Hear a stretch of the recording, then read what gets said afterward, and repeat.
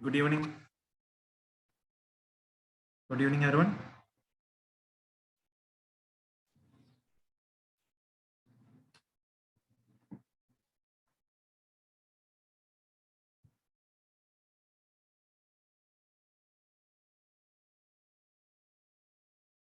Last class full നോക്കിയോ? Last class E വേബിളിന്റെ ഇടയിൽ നിന്നാണ് നിർത്തിയത് തോന്നുന്നു അല്ലേ?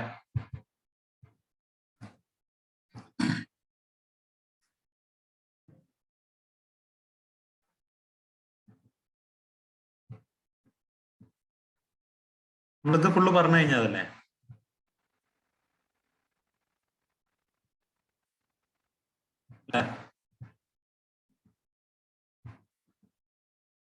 ഈ പേജ് ഫുള്ള് കഴിഞ്ഞതല്ലടാ?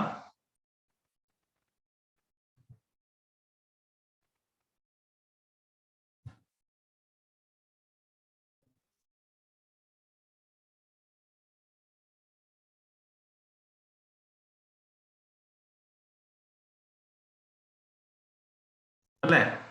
പാർട്ട് എ ആര് ഫയൽ ചെയ്യണ്ട? പാർട്ട് ഏതാ? ഈ വെബിൽ ആവശ്യമില്ലാത്ത കേസിൽ മാത്രം പാർട്ട് എ വേണ്ട. പാർട്ട് ബി ഫില്ല് ചെയ്യാണ്ടാത്ത കേസ് എന്താ? കൺസൈനർ കൺസൈനർ ട്രാൻസ്പോർട്ടർക്കും ട്രാൻസ്പോർട്ടർ കൺസൈനിക്കും രണ്ടും 50 കിലോമീറ്ററിനുള്ളിലാണ്. ഇത് നമ്മൾ പറഞ്ഞിരുന്നോ? അത് ഇവിടെ വെച്ച് നിർത്തുകയാണോ ചെയ്തത്?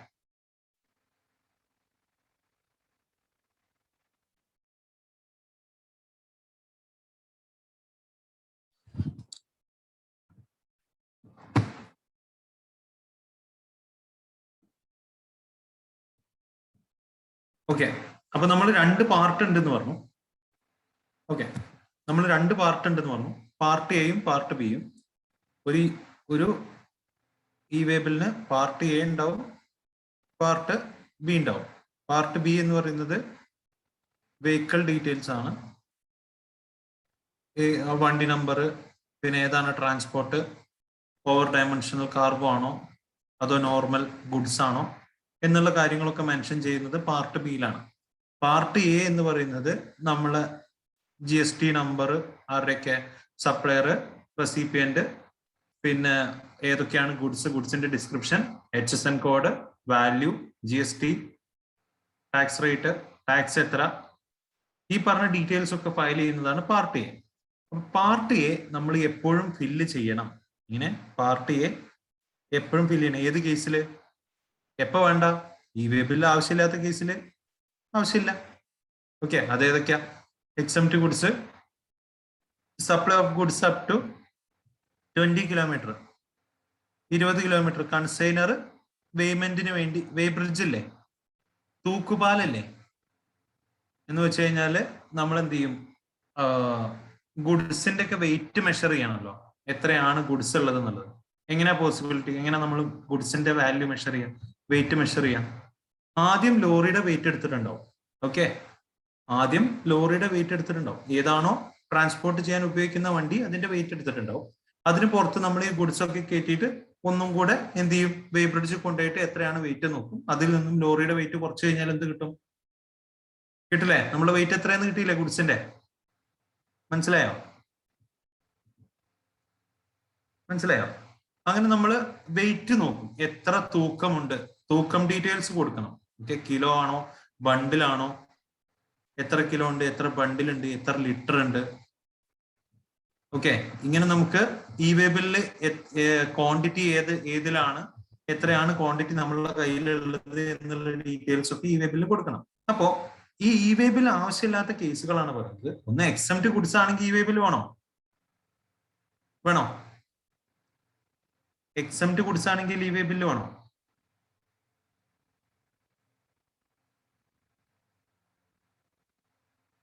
വേണോ?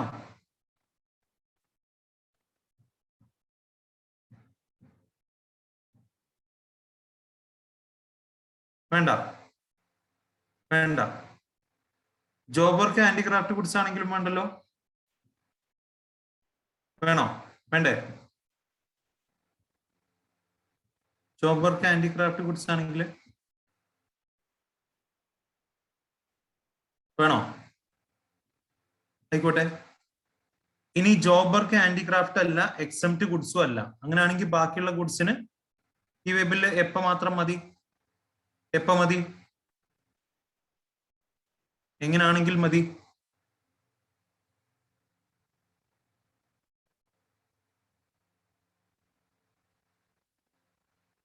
₹50,000 മുകളിൽ വാല്യൂ ഉണ്ടെങ്കിൽ മതി അല്ലെ?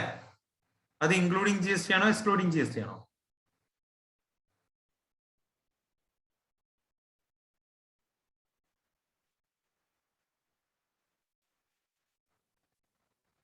GST അടക്കമുള്ള വാല്യൂ ആണ് അല്ലെ? ഓക്കെ.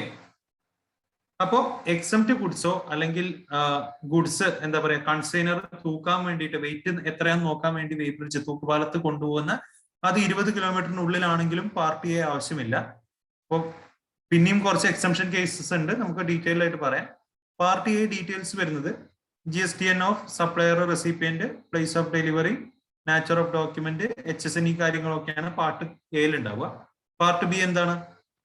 കൺവെയൻസ് ഡീറ്റെയിൽസ്, ഏത് വണ്ടിയാണ്, ഏതാണ് ട്രാൻസ്പോർട്ട്, വണ്ടി നമ്പർ, എത്ര കിലോമീറ്റർ ഉണ്ട്, പിന്നെ ഓവർ ഡയമെൻഷണൽ കാർഗോ ആണോ അല്ലേ എന്നുള്ള കാര്യങ്ങളൊക്കെയാണ് എന്തിൽ ഉണ്ടാവുക?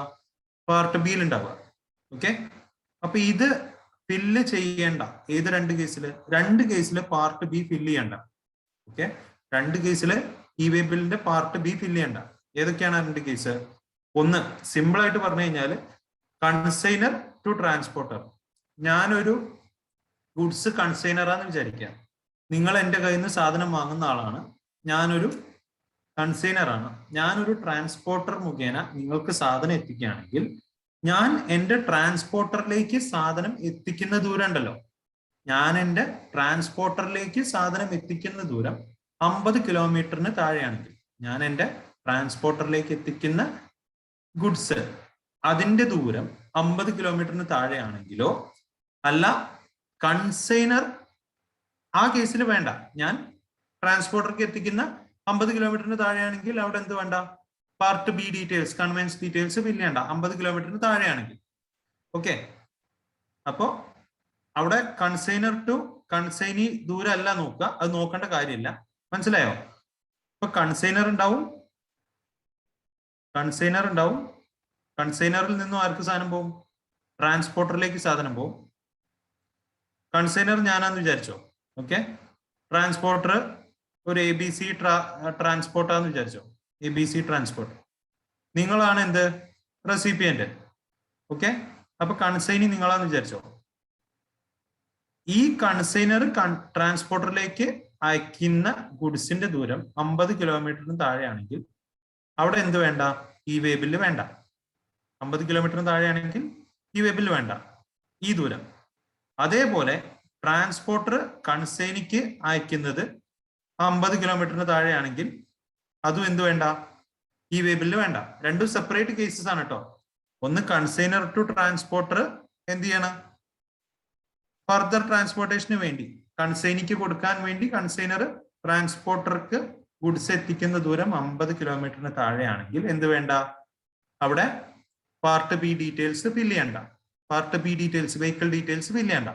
ഇനി goods transferred from one conveyance to another and distance between place of business of the transporter finally to the place of business of consignee is less than 50 kilometre. എന്താണ് simple ആയിട്ട് പറഞ്ഞു കഴിഞ്ഞാൽ, ട്രാൻസ്പോർട്ടർ കൺസൈനിയിലേക്ക് ആരാണോ ഫൈനൽ എന്റെ recipient അയാളിലേക്ക് transporter എത്തിക്കുന്ന ദൂരം 50 കിലോമീറ്ററിന് താഴെയാണെങ്കിൽ ആ കേസിലും എന്ത് വേണ്ട? പാർട്ട് ബി ഡീറ്റെയിൽസ് ഫില്ല് ചെയ്യണം എന്നില്ല. ഇത്രയാണ് കാര്യങ്ങൾ. ഇനി ഗുഡ്സ് ഒരു വണ്ടിയിൽ നിന്നും മറ്റൊരു വണ്ടിയിലോട്ട് മാറ്റിക്കഴിഞ്ഞാൽ, ഫോർ എക്സാമ്പിൾ ഞാൻ KL 55U6111 എന്ന് പറഞ്ഞ ഒരു നമ്പറാന്ന് വിചാരിച്ചോ. ഫോർ എക്സാമ്പിൾ ഒരു വണ്ടി നമ്പർ. ഓക്കെ. ഞാൻ അത് KL 10H2111 മാറ്റിയെന്ന് വിചാരിച്ചു. രണ്ട് വണ്ടി. ഓക്കെ. ഞാൻ ഒരു വണ്ടിയിൽ നിന്നുള്ള സാധനം മറ്റൊരു വണ്ടിയിലേക്ക് മാറ്റിയെന്ന് വിചാരിച്ചു, ട്രാൻസ്പോർട്ടിന്റെ ഇടയിൽ. അപ്പൊ നമുക്ക് ഈ വണ്ടി നമ്പർ ചേഞ്ച് ചെയ്യാനുള്ള ഓപ്ഷൻ വേണ്ടേ?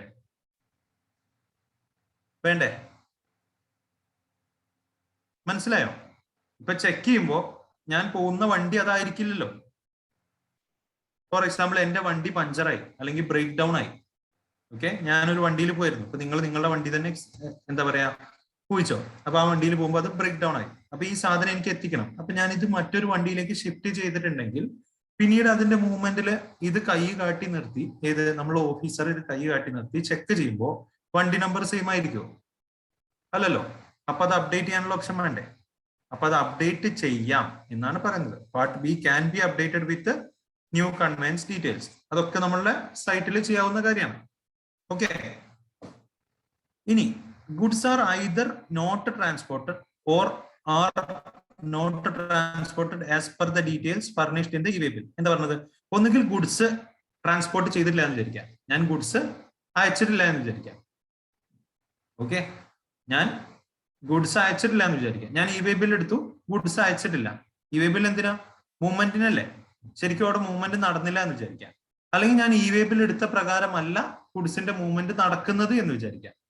അല്ലെങ്കിൽ ഞാൻ ഇ-വേ ബിൽ എടുത്ത പ്രകാരമല്ല ഗുഡ്സിന്റെ മൂവ്മെന്റ് നടക്കുന്നത്, ഞാൻ അതിന് സെപ്പറേറ്റ് ഇ-വേ ബിൽ ഒക്കെ എടുത്തിട്ടുണ്ടെന്ന് വിചാരിച്ചോ.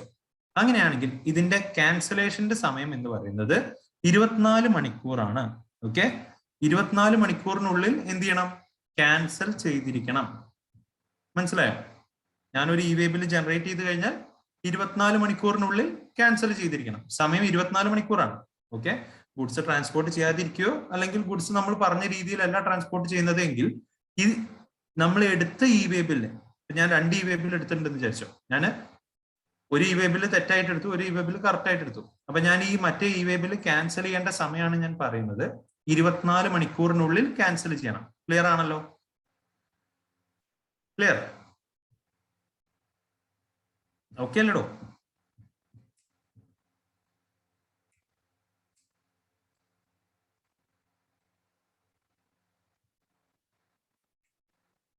ഇനി ഈ ഇ-വേ ബില്ല് ഞാനിപ്പോ നമ്മൾ ക്യാൻസൽ ചെയ്യാന്ന് പറഞ്ഞല്ലോ, 24 മണിക്കൂറിനുള്ളിൽ ക്യാൻസൽ ചെയ്യാന്ന് പറഞ്ഞല്ലോ. 24 മണിക്കൂറിനുള്ളിൽ എനിക്ക് ക്യാൻസൽ ചെയ്യാം.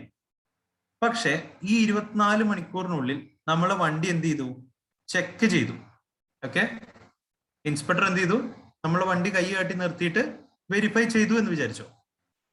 ഓക്കെ, അങ്ങനെയാണെങ്കിൽ അങ്ങനെ വെരിഫൈ ചെയ്ത ഇ-വേ ബില്ല് എന്ത് ചെയ്യാൻ പറ്റില്ല? ക്യാൻസൽ ചെയ്യാൻ പറ്റില്ല. Okay, e-way bill verified in transit.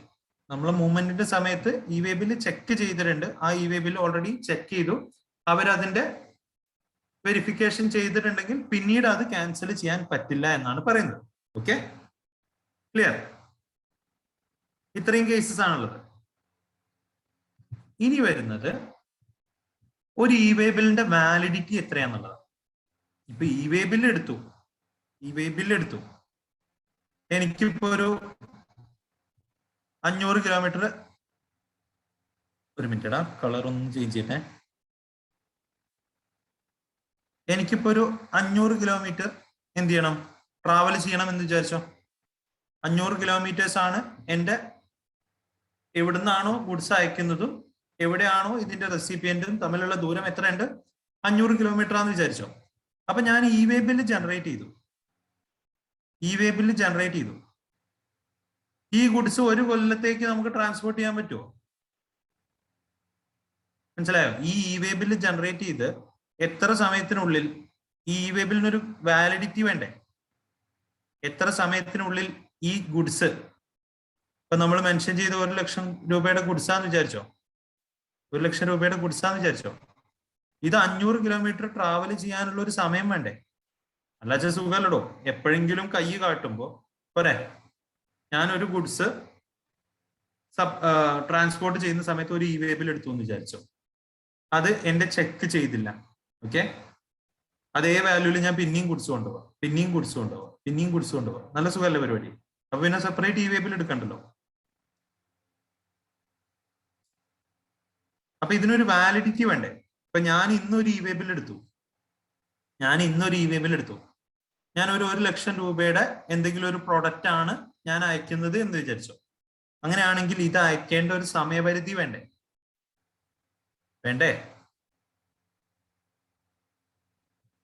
മനസ്സിലായോ?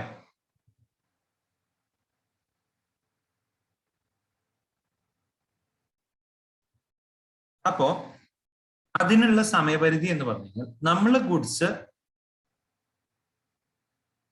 ഓവർ ഡയമെൻഷണൽ കാർഗോ ആണെങ്കിലും അല്ല എങ്കിലും എന്നാണ്. രണ്ട് കേസാണ്. ജനറൽ കേസിൽ ഒരു ദിവസം നമ്മൾ ട്രാവൽ ചെയ്യേണ്ട ദൂരം ഡിപ്പാർട്ട്മെന്റ് കണക്കാക്കിയിട്ടുള്ളത് 100 കിലോമീറ്റർ ആണ്.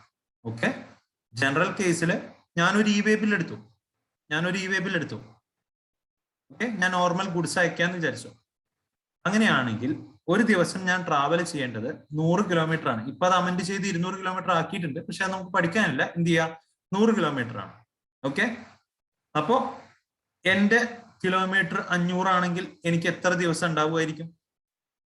ഒരു ദിവസം 100, പിന്നെ ഓരോ അഡീഷണൽ ദിവസത്തിനും 100 കിലോമീറ്റർ വരെ പോവാം. 100 കിലോമീറ്റർ അല്ലെങ്കിൽ പാർട്ടും എന്തിൽ പെടും? ഭാഗമാണെങ്കിലും എന്തിൽ പെടും? ഡേയ്സിൽ പെടും. അപ്പൊ ഞാൻ ഇന്ന് ഒരു ഇ വേബിൽ ജനറേറ്റ് ചെയ്തു എന്ന് വിചാരിച്ചു. ഇപ്പൊ സമയം എത്രയാ? ഇപ്പൊ സമയം 7:17. ഞാൻ ഇപ്പൊ ഒരു ഇ വേബിൽ ജനറേറ്റ് ചെയ്തു എന്ന് വിചാരിച്ചു. അപ്പൊ ഇത് എന്ന് മുതലാണ് കൗണ്ട് ചെയ്യാ? എപ്പോ മുതലാണ് ഇത് കൗണ്ട് ചെയ്യാ? ഈ ഇ വേബിളിന്റെ വാലിഡിറ്റി സ്റ്റാർട്ട് ചെയ്യുക എപ്പോഴാ? നമ്മളിപ്പോ 100 കിലോമീറ്റർ ഒരു ദിവസം എന്ന് പറഞ്ഞു. അപ്പൊ എപ്പോഴായിരിക്കും? ഇന്ന് മിഡ് നൈറ്റ് 12 മണി. ഓക്കെ, മനസ്സിലായോ?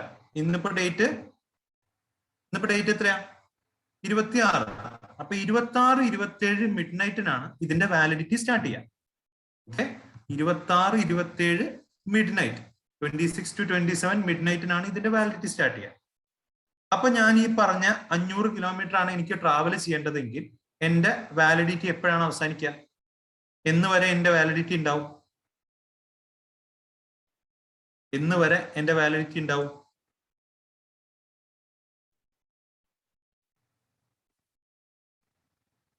എത്ര ദിവസം ഉണ്ട് 500 കിലോമീറ്ററിന്?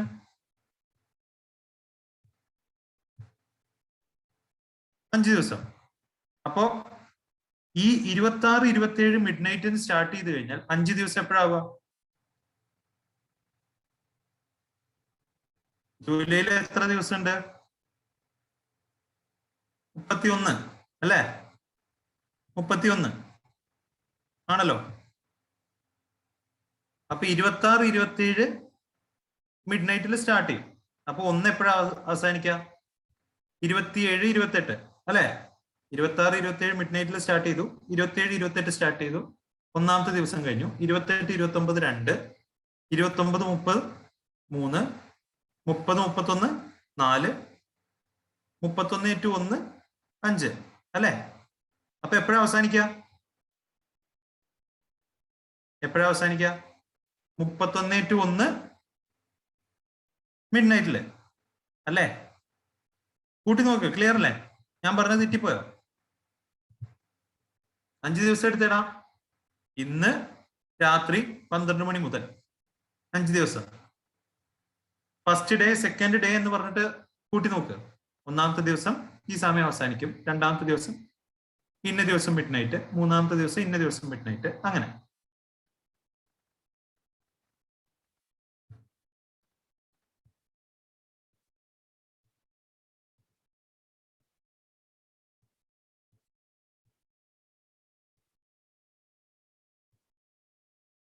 ക്ലിയർ ആണോ?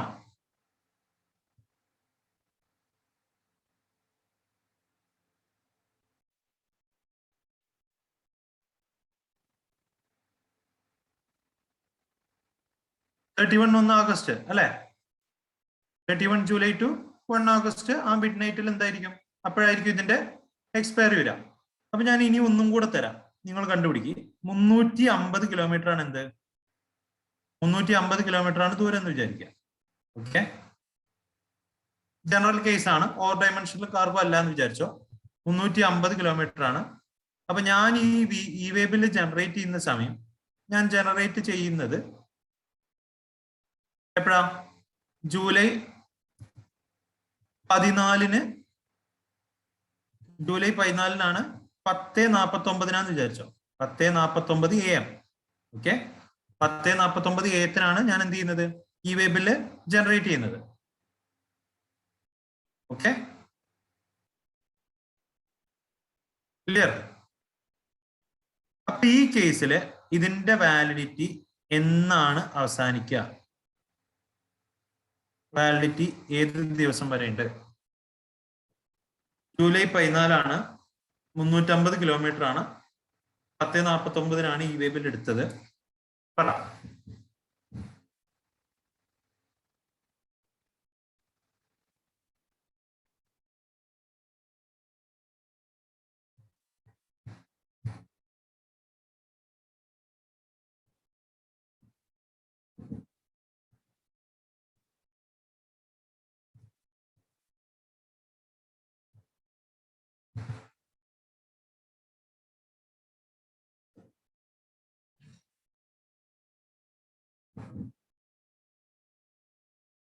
അല്ല, എത്ര ദിവസം വാലിഡിറ്റി ഉണ്ട് അത് പറഞ്ഞേ. ഉച്ചക്കല്ല, മിഡ് നൈറ്റ് ആണ്. Night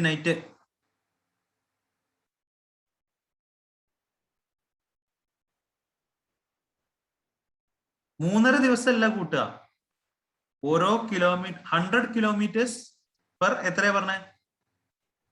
100 kilometres or part. ഒരു ദിവസം 100 കിലോമീറ്റേഴ്സ് ഓർ പാർട്ടാണ്. മനസ്സിലായോ? 1 കിലോമീറ്റർ എക്സ്ട്രാ ഉണ്ടെങ്കിലും 2 കിലോമീറ്റർ ഉണ്ടെങ്കിലും എത്രയാണ്? എത്ര ഉണ്ട്? 100 കിലോമീറ്റേഴ്സ് ഉണ്ടെന്ന് വിചാരിച്ചോ. അപ്പൊ ഇതിന് വാലിഡിറ്റി എത്ര ഉണ്ട്? ദിവസക്കണക്കിലാ നോക്കുക കേട്ടോ, 1/2-1/4 അപ്പൊ എത്ര ദിവസം? സൗമിത്തെ 17-18 ആണോ? ഉറപ്പിച്ചേക്ക്, ഒന്ന് നോക്കി നോക്കിയേ. ധൃതി കൂട്ടണ്ട, ടൈം എടുത്തോ.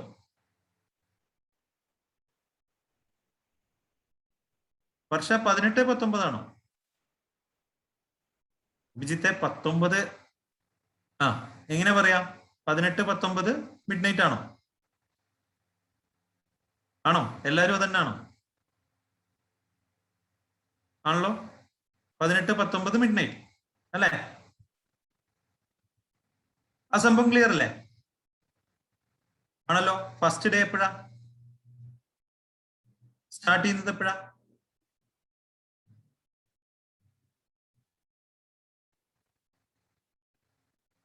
14-15 അല്ലേ?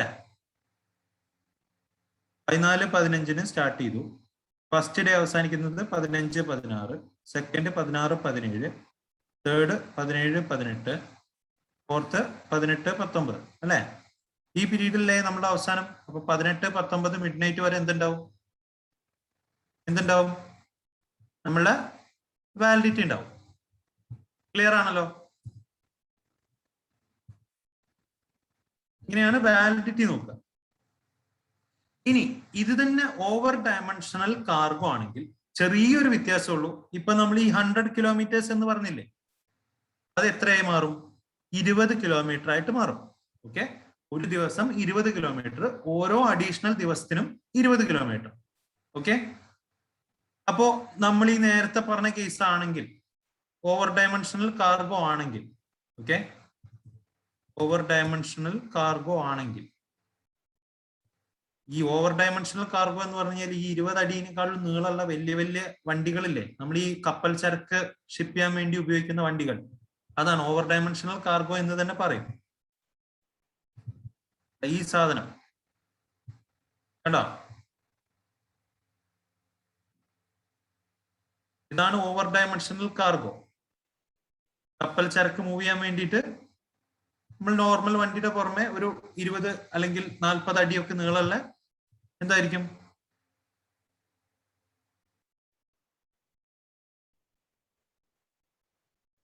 ഗ്യാസ് കുറ്റിയാണോ അത്? കപ്പൽ ചരക്ക് മൂവ് ചെയ്യുന്ന വലിയ വലിയ എന്താ പറയാ, ലോഡിംഗ് ഐറ്റംസ് ആണ്. ഇതില് ഈ കപ്പൽ ചരക്ക് ആവുമ്പോ എന്താ പറയാ, ഓവർ ഡയമെൻഷണൽ കാർഗോ ആവുമ്പോ എന്ത് സംഭവിക്കും? അതില് നമ്മളിപ്പോ പറഞ്ഞ 100 കിലോമീറ്റർ എന്നുള്ളത് ഒരു ദിവസം എത്ര കിലോമീറ്റർ ആയി ചുരുങ്ങും? 20 കിലോമീറ്റർ ആയിട്ട് ചുരുങ്ങും. 20 കിലോമീറ്റർ ആയിട്ട് ചുരുങ്ങും. അപ്പൊ ഇപ്പൊ ഈ ചെയ്ത അതേ ക്വസ്റ്റ്യൻ എത്ര ദിവസം വാലിഡിറ്റി ഉണ്ടെന്ന് പറയാൻ പറ്റുമോ? പണിയല്ലേ? ചെറുതാക്കണോ? അതൊക്കെ 18 ദിവസം. ഓക്കെ, അത് ഇത് കണ്ടുപിടിക്കൽ പണിയാണോ? കുറഞ്ഞ ക്വസ്റ്റ്യൻ മതിയോ? ഒരു 100 കിലോമീറ്റർ ആക്കണോ? ഇതേ സാധനം ഒരു 100 കിലോമീറ്റർ ആക്കി ചെയ്തോ, കിലോമീറ്റർ എന്തായി 100 കിലോമീറ്റർ. ഈ സാധനങ്ങള് പെട്ടെന്ന് മൂവ് ചെയ്യാൻ പറ്റില്ലല്ലോ അല്ലെ, ഭയങ്കര വെയിറ്റ് ആയിരിക്കുമല്ലോ കപ്പൽ ചരക്കൊക്കെ കൂടെ. അപ്പൊ ഇതിന്റെ മൂവ്മെന്റ് നമ്മൾ ഈ പറഞ്ഞ ഭയങ്കര സ്പീഡിലൊന്നും പറ്റില്ല. അതുകൊണ്ടാണ് ഈ 100 കിലോമീറ്റേഴ്സ് ചുരുക്കിയിട്ട് അവിടെ ഒരു ദിവസം 20 കിലോമീറ്റർ ട്രാവൽ ചെയ്താൽ മതി, 20 കിലോമീറ്റർ എങ്കിലും ട്രാവൽ ചെയ്താൽ മതി എന്നുള്ള ലെവലില് 20 കിലോമീറ്റർ ആക്കിയിട്ടത്.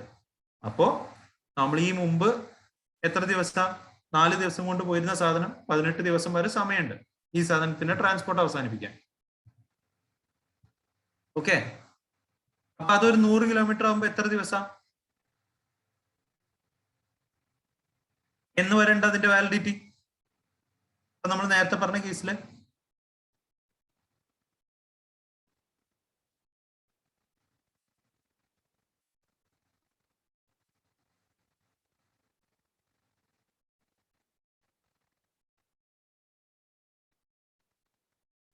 നമ്മളിപ്പോ സാധാ ലോറിയുടെ ലോഡിംഗ് ഡെക്കിനൊക്കെ പുറമെ അഡീഷണലി 20 ഫീറ്റ് അല്ലെങ്കിൽ 40 ഫീറ്റ് അല്ലെങ്കിൽ അതിനും കൂടുതൽ എന്തുള്ളതാണ്, വലിയ ഫീറ്റ് വീതിയുള്ള അല്ല നീളമുള്ള എന്ത് പറയാ, നമ്മൾ കണ്ടിട്ടില്ലടാ ഈ കണക്ട് ചെയ്ത് വലിക്കുന്ന ലോറികള്, അതാണ് വരിക. അതിനാണ് ഈ ഓവർ ഡയമെൻഷണൽ കാർഗോ എന്ന് പറയാം. 18, 19 തന്നെ ആണോ? നേരത്തെ എത്ര ദിവസമായിരുന്നു? മഞ്ജു 21, 22 എത്തുവോ?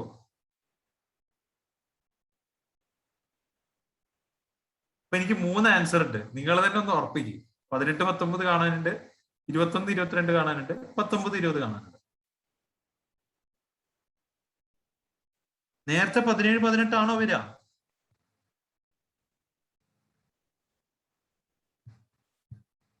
ആണോ സോമിത്തെ, നേരത്തെ 17, 18 ആണോ?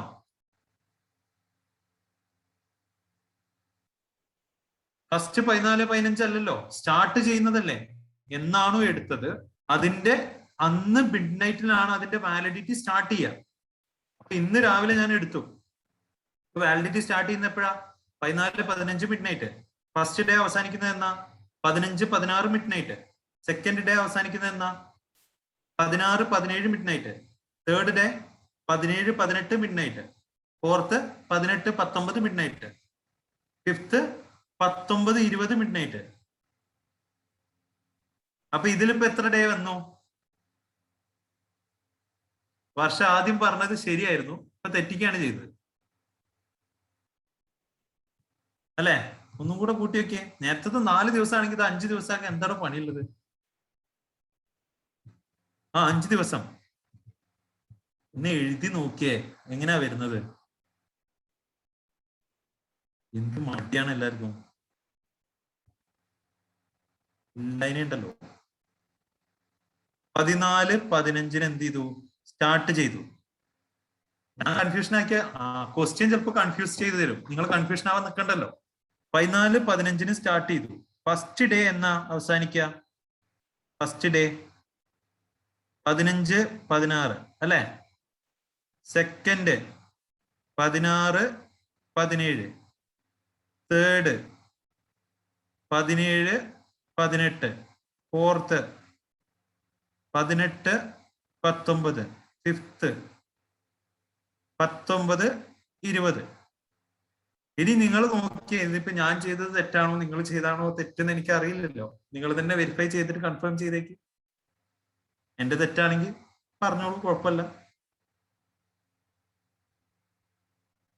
എനിക്കിപ്പോ കുറെ ആൻസർ കിട്ടിയിരുന്നു അല്ലേ, കുറെ ആൻസർ. ഓക്കെ ആണല്ലോ, സംഭവം ക്ലിയർ അല്ലേ? ഓക്കെ അല്ലേ? ഓവർ ഡയമെൻഷണൽ കാർഗോ കണ്ടു കഴിഞ്ഞാൽ 20 കിലോമീറ്റർ ഒരു ദിവസം, എക്സ്ട്രാ ദിവസത്തിന് 20 കിലോമീറ്റർ പെർ പാർട്ട് ഓർ മൊത്തം ഒരു ദിവസം. ഓക്കെ, 100 കിലോമീറ്ററോ അല്ലെങ്കിൽ പാർട്ടോ എങ്ങനെയാണ് ഒരു ദിവസമായിട്ട് ട്രീറ്റ് ചെയ്യുക? 100 കിലോമീറ്റർ, 10 കിലോമീറ്റർ ആയിക്കോട്ടെ, 20 കിലോമീറ്റർ ആയിക്കോട്ടെ, 30 കിലോമീറ്റർ ആയിക്കോട്ടെ, എല്ലാ എത്രയാണോ ഈ അഡീഷണൽ ഉള്ളത് അത് ഒരു ഭാഗം ആയിക്കോട്ടെ, അതിന് ഒരു ദിവസം കിട്ടും. ഓക്കെ, സംഭവം ക്ലിയർ അല്ലേ? ഇനി അടുത്തത് പറയാലോ. ഓർമ്മിക്കുക. ഈ ഭാഗം ഇപ്പൊ തൽക്കാലം വേണ്ട കേട്ടോ, ഈ അമെന്റ്മെന്റ് നമുക്ക് അപ്ലിക്കബിൾ അല്ല. ഓക്കെ, ഇത് നോട്ടിഫിക്കേഷൻ 22 ഡിസംബർ ആണ്. നമ്മളുടെ അപ്ലിക്കേഷൻ വരുന്നത് നവംബർ വരെയുള്ള അമെന്റ്മെന്റ്സ് ആണ് നമുക്ക് വരുന്നത് അല്ലെ. എക്സാമിന്റെ കണ്ടില്ലേ നിങ്ങള്, എക്സാമിന്റെ ടൈം ടേബിൾ വന്നപ്പോ വെറും ടൈം ടേബിൾ നോക്കിയിട്ടുണ്ടാവും അല്ലെ. ആ ടൈം ടേബിളിന്റെ ഒപ്പം ഉണ്ടാവും എത്ര സമയം വരെയുള്ള അമെന്റ്മെന്റ് നമുക്ക് അപ്ലിക്കബിൾ ആണ് എന്ന് പറഞ്ഞിട്ടുള്ള ഒരു ഭാഗം ഉണ്ടാവും. വായിച്ചു നോക്കിയാല് പക്ഷെ കണ്ടു.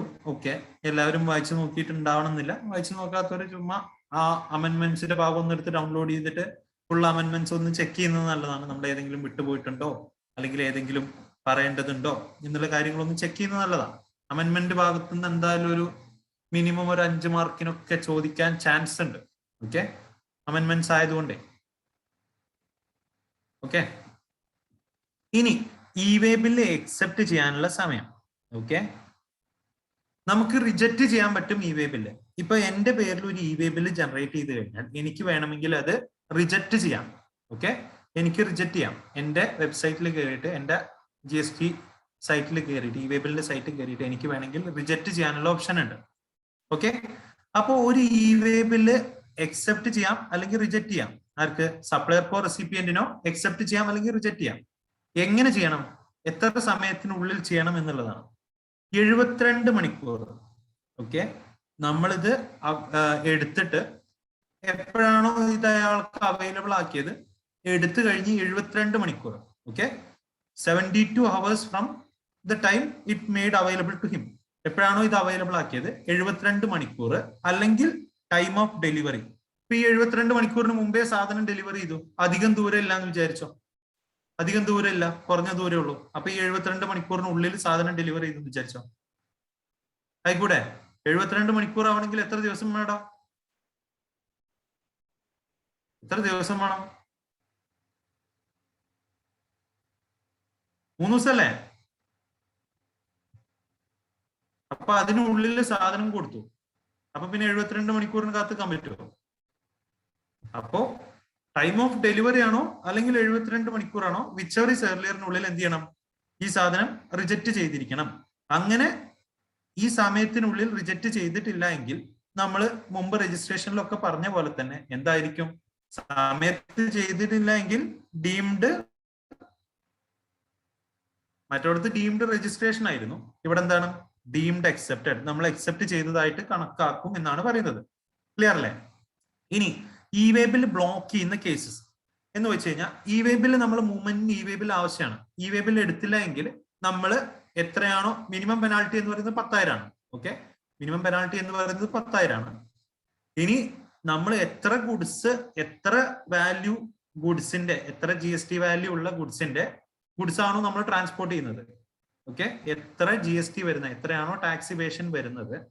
ഇപ്പോ ഒരു സാധനം 1,18,000 രൂപയ്ക്കാണ് 18,000 രൂപ GST ആണെങ്കിൽ ഈ 18,000 രൂപ വരെ എന്ത് വേണമെങ്കിൽ ചെയ്യാം, നമുക്ക് GST ചുമത്താം. ഓക്കെ, ഇനി ഈ സാധനം ഒരു 5,000 ഉള്ളെങ്കിൽ മിനിമം എത്രയാണ്, 10,000 ആണ്. അവിടെ അങ്ങനെ ഒരു പെനാൾട്ടി വരുന്നുണ്ട് ഇ വേ ബിൽ എടുത്തിട്ടില്ല എങ്കിൽ. അപ്പോ ഈ ഇ വേ ബില്ല് എന്ത് ചെയ്യാം, ഇ വേ ബില്ല് എടുക്കാനുള്ള ഫെസിലിറ്റി ബ്ലോക്ക് ചെയ്യും. എങ്ങനെ? ഈ ഇ വേ ബില്ലും GST റിട്ടേൺസും ഒക്കെ കണക്റ്റഡ് ആണ്. അപ്പോ ഇ വേ ബില്ല് ഇപ്പൊ ഞാനൊരു രജിസ്റ്റേർഡ് പേഴ്സൺ ആണെന്ന് വിചാരിച്ചു, ഞാൻ എന്റെ ഗുഡ്സ് മൂവ് ചെയ്യുമ്പോൾ എന്ത് ചെയ്യണം,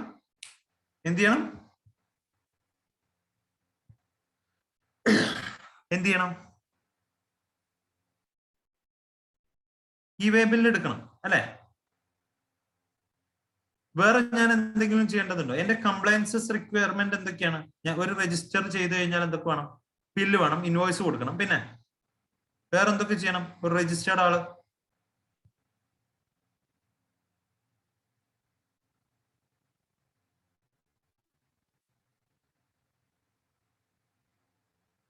ബില്ല് വേണ്ടാത്ത കേസ് ഉണ്ടോ? ബില്ല് കൊടുക്കേണ്ടാത്ത ഏതെങ്കിലും കേസ് ഉണ്ടോ?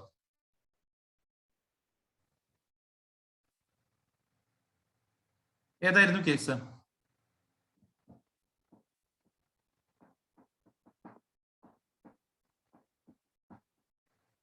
ഓർമ്മല്ല? എന്തായിരുന്നടാ കൺസോളിഡേറ്റഡ് ടാക്സ് ഇൻവോയ്സ്?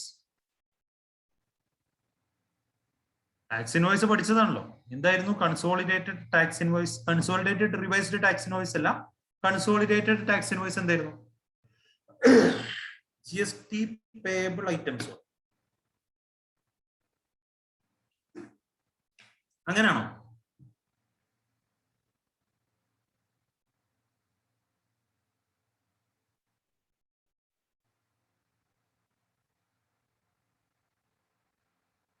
അതിന് ബില്ല് വേണ്ട വേണ്ട എന്നാണോ? ഈ കൺസോളിഡേറ്റഡ് ടാക്സ് ഇൻവോയ്സിന് കണ്ടീഷൻസ് എന്തായിരുന്നു? എന്തൊക്കെയായിരുന്നു കണ്ടീഷൻസ്?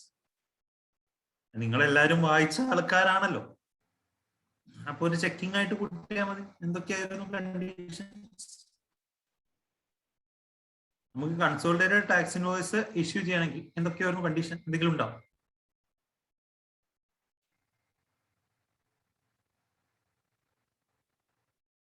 ആരും വായിച്ചിട്ടില്ലേ? കൺസോളിഡേറ്റഡ് ടാക്സ് ഇൻവോയ്സ് എപ്പോഴാണ് ഇഷ്യൂ ചെയ്യാൻ? എപ്പോഴാണ് കൺസോളിഡേറ്റഡ് ടാക്സ് ഇൻവോയ്സ് ഇഷ്യൂ ചെയ്യേണ്ടത്? എപ്പോഴാണ് കൺസോളിഡേറ്റഡ് ടാക്സ് ഇൻവോയ്സ് അടിക്കേണ്ടത്?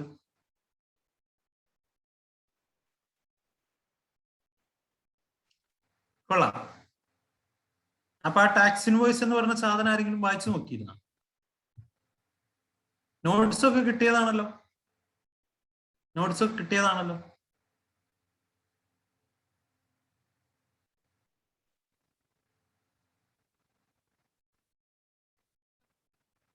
അൺറജ്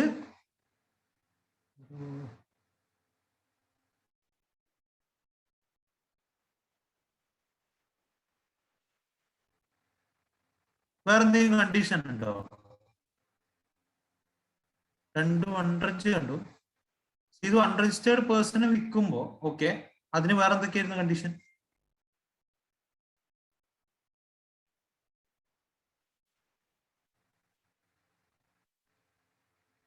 ഞാൻ തന്നെ പറയായിരിക്കും നല്ലത് അല്ലെ? ബിലോ 200 ഒന്ന്, ഓക്കെ. Invoice value below 200. പിന്നെ സ്വാമിത് മറിച്ച് നോക്കി പറയണോ, എഴുതി വെച്ചിട്ട് ആണോ?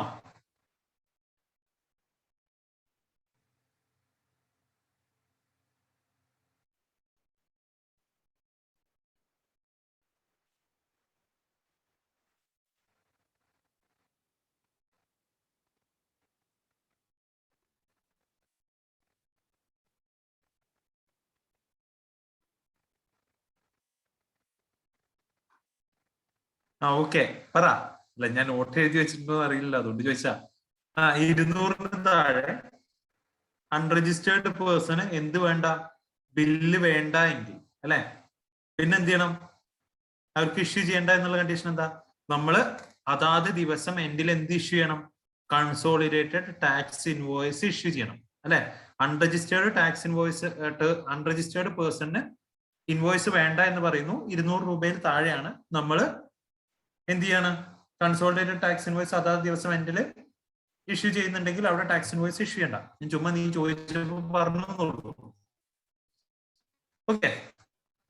അപ്പോ ഇ വേ ബില്ല് ബ്ലോക്ക് ചെയ്യുന്ന കേസ് എന്ന് പറഞ്ഞു കഴിഞ്ഞാൽ, നമ്മൾ ഒരു രജിസ്റ്റേർഡ് പേഴ്സൺ റിട്ടേൺ ഫയൽ ചെയ്യണമെന്ന് പറഞ്ഞല്ലോ. മന്ത്ലി അല്ലെങ്കിൽ ക്വാർട്ടർലി നിർബന്ധമായിട്ടും എന്ത് ചെയ്യണം? റിട്ടേൺ ഫയൽ ചെയ്യണമല്ലോ ഒരു രജിസ്റ്റേർഡ് പേഴ്സൺ. വേണ്ടേ? വേണമല്ലോ. അപ്പോ അങ്ങനെ 2 കോൺസിക്യൂട്ടീവ് പീരീഡ്, ഓക്കെ, 2 കണ്ടിന്യൂസ് പീരീഡില് ഞാൻ എന്ത് ചെയ്തില്ല? റിട്ടേൺസ് ഫയൽ ചെയ്തില്ല എങ്കിൽ, ഓക്കെ, റിട്ടേൺ ഫയൽ ചെയ്തില്ല എങ്കിൽ എന്ത് ചെയ്യാൻ പറ്റില്ല? ഇ വേ ബില്ല് ജനറേറ്റ് ചെയ്യാൻ പറ്റില്ല. ഇ വേ ബില്ല് ജനറേറ്റ് ചെയ്യാൻ പറ്റില്ല. ഓക്കെ, ബ്ലോക്ക് ചെയ്യും. പിന്നീട് നമുക്ക് ഇ വേ ബില്ല് ജനറേറ്റ് ചെയ്യാൻ പറ്റില്ല. നമ്മൾ ആ റിട്ടേൺ ഫയൽ ചെയ്ത് കഴിഞ്ഞാൽ മാത്രമേ നമുക്ക് e way bill site open ആയി കിട്ടുള്ളൂ. Okay, clear? ഇനി a person other than a composition person, എന്താണ്? കോമ്പോസിഷൻ അല്ലാത്ത ഒരാള് എന്ത് ചെയ്യണം? അയാളും ഈ 2 മാസം അല്ലെങ്കിൽ 2 ക്വാർട്ടറില്, ഓക്കെ, 2 മാസം അല്ലെങ്കിൽ 2 ക്വാർട്ടറിൽ എന്ത് ചെയ്തിട്ടില്ല? റിട്ടേൺ ഫയൽ ചെയ്തിട്ടില്ല എങ്കിൽ, റിട്ടേൺ ഫയൽ ചെയ്തിട്ടില്ല എങ്കിൽ എന്താണ്? അവിടെ ഇ വേ ബില്ല് ബ്ലോക്ക് ചെയ്യും. അവിടെ ഇ വേ ബില്ല് ബ്ലോക്ക് ചെയ്യപ്പെടും. ക്ലിയർ?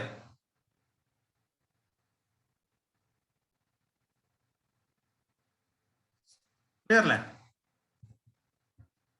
അതില് ഒരു മിനിറ്റ്.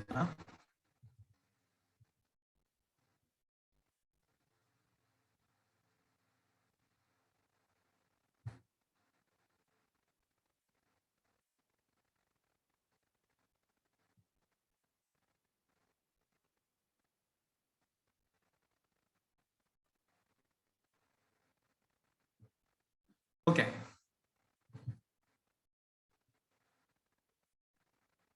സംഭവം ക്ലിയർ ആണല്ലോ?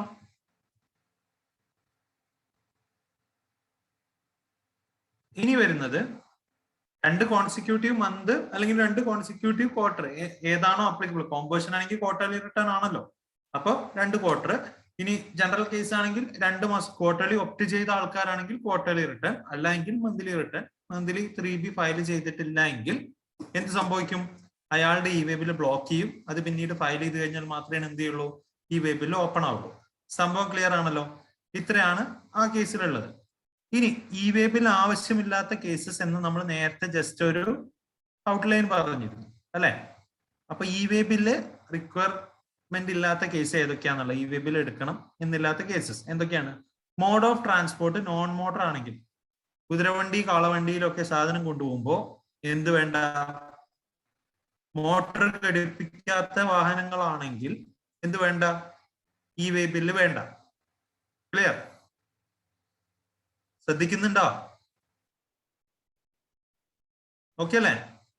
ഇനി ട്രാൻസ്പോർട്ട് ഫ്രം കസ്റ്റംസ് പോർട്ട് അല്ലെങ്കിൽ എയർപോർട്ട് അല്ലെങ്കിൽ inland container deport. Inland container depot, container freight station എന്നൊക്കെ പറഞ്ഞു കഴിഞ്ഞാല് ഈ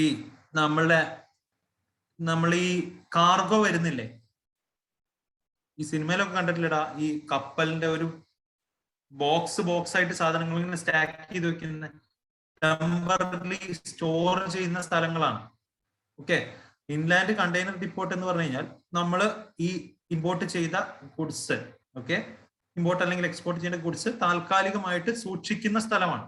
ഓക്കെ, ഇമ്പോർട്ട് ചെയ്യുന്ന ഗുഡ്സ് താൽക്കാലികമായിട്ട് സൂക്ഷിക്കുന്ന സ്ഥലമാണ് inland container depot. Container freight station എന്ന് പറഞ്ഞു കഴിഞ്ഞാൽ നമ്മൾ ഈ ഇമ്പോർട്ടോ എക്സ്പോർട്ടോ ചെയ്യേണ്ട ഐറ്റംസ് എന്ത് ചെയ്യാണ്?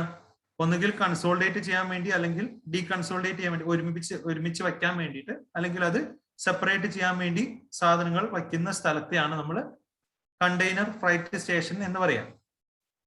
ഗെയിമൊക്കെ കളിക്കല്ലേ? പബ്ജി ഗെയിമൊക്കെ കളിച്ചിട്ടുണ്ടോ? കളിച്ചവരുണ്ടോ? മേ ബി ഉണ്ട്. അതിലൊക്കെ കണ്ടിട്ടില്ലടാ ഈ കുറെ മിലിറ്ററി ബേസോ എന്തോ ആയിരുന്നില്ലേ?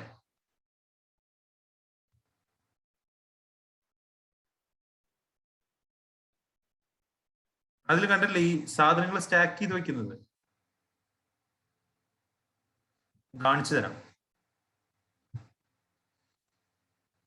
ഗെയിമല്ല കേട്ടോ,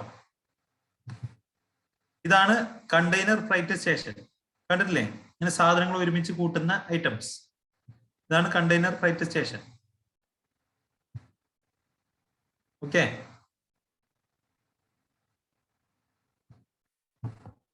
ഇനി ഇൻലാൻഡ് കണ്ടെയ്നർ ഡിപ്പോർട്ടും സെയിം തന്നെ. സ്റ്റോറേജ് സ്പേസ് ആണ്, ടെമ്പററി സാധനം സൂക്ഷിക്കുന്ന സ്ഥലങ്ങളാണ്. കേട്ടോ, നമ്മള് സാധനം പോർട്ടിൽ നിന്നും ആദ്യം ഇൻലാൻഡ് കണ്ടെയ്നർ ഡിപ്പോർട്ടിലേക്ക് മാറ്റിയിട്ട് ആ സാധനം പിന്നെ കസ്റ്റംസ് ഏരിയയിൽ നിന്നും ക്ലിയറൻസ് എടുത്തിട്ടാണ് ആർക്ക് കിട്ടുക? ഇമ്പോർട്ടർക്ക് കിട്ടുക. ഓക്കെ, പിന്നെ പറയാം.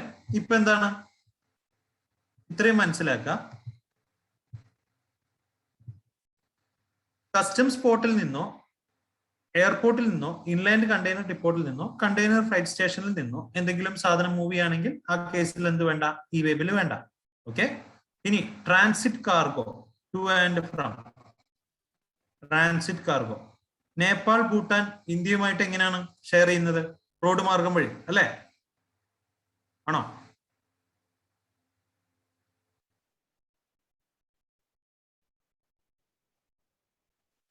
അതെ, അപ്പൊ ഈ നേപ്പാൾ ഭൂട്ടാനിലേക്ക് വേണ്ടിയിട്ട് എന്തെങ്കിലും ഒരു സാധനം നമ്മളുടെ ഇന്ത്യയിലോട്ട് വന്നിട്ടുണ്ടെന്ന് വിചാരിക്കാം. ഇന്ത്യയിലോട്ട് നേപ്പാൾ ഭൂട്ടാനിലോട്ട് കൊണ്ടുപോകാൻ വേണ്ടിയിട്ട്, അല്ലെങ്കിൽ അവിടെ നിന്നും പുറത്തോട്ട് കൊണ്ടുപോകാൻ വേണ്ടിയിട്ട് എന്തെങ്കിലും ഒരു ട്രാൻസിറ്റ് കാർഗോ. എന്താണ് ട്രാൻസിറ്റ് കാർഗോ? ഞാൻ ഇങ്ങോട്ട് കൊണ്ടുവന്നിട്ട് ഇവിടെ നിന്ന് അടുത്ത സ്ഥലത്തേക്ക് കൊണ്ടുപോകാം. ഞാൻ ഇന്ത്യ എന്ന് വിചാരിച്ചോ, ഇങ്ങോട്ട് വരുന്നു, ഞാൻ നേപ്പാൾ ഭൂട്ടാനിലേക്ക് കൊടുക്കുന്നു, നേപ്പാൾ ഭൂട്ടാനിൽ നിന്ന് ഞാൻ എടുക്കുന്നു, ഇത് പുറത്തോട്ട് അയക്കുന്നു. അങ്ങനെ ട്രാൻസിറ്റ് കാർഗോ ആണെങ്കിൽ അവിടെ എന്ത് വേണ്ട? ഈ വേ ബില്ല് വേണ്ട. ഇനി എം ടി കാർഗോ കണ്ടെയ്നേഴ്സ്, കാലി കണ്ടെയ്നർ ട്രാൻസ്പോർട്ട് ചെയ്യുമ്പോൾ എന്ത് വേണ്ട? ഈ വേ ബില്ല് വേണ്ട. ഇനി consignor transporting goods to or from, എന്താണ്? അങ്ങോട്ടോ ഇങ്ങോട്ടോ, എവിടെ നിന്നാ? Place of business and a weighbridge, എന്ത് നമ്മൾ നേരത്തെ പറഞ്ഞ തൂക്കുപാലം. ഓക്കെ, 20 കിലോമീറ്ററിന്റെ ഉള്ളിലുള്ള ഒരു തൂക്കുപാലത്തേക്ക് ഒരു ഡെലിവറി ചലാൻ വച്ച് സാധനം മൂവ് ചെയ്യുകയാണെങ്കിൽ ആ കേസിൽ എന്ത് വേണ്ട? ഈ വേ ബില്ല് വേണ്ട. 20 കിലോമീറ്റർ ആണ്, 20 കിലോമീറ്റേഴ്സ്. ഓക്കെ. പിന്നെ ഷെഡ്യൂൾ 3 ഐറ്റംസ്. എന്താണ് ഈ ഷെഡ്യൂൾ 3? എന്താണ് ഷെഡ്യൂൾ 3?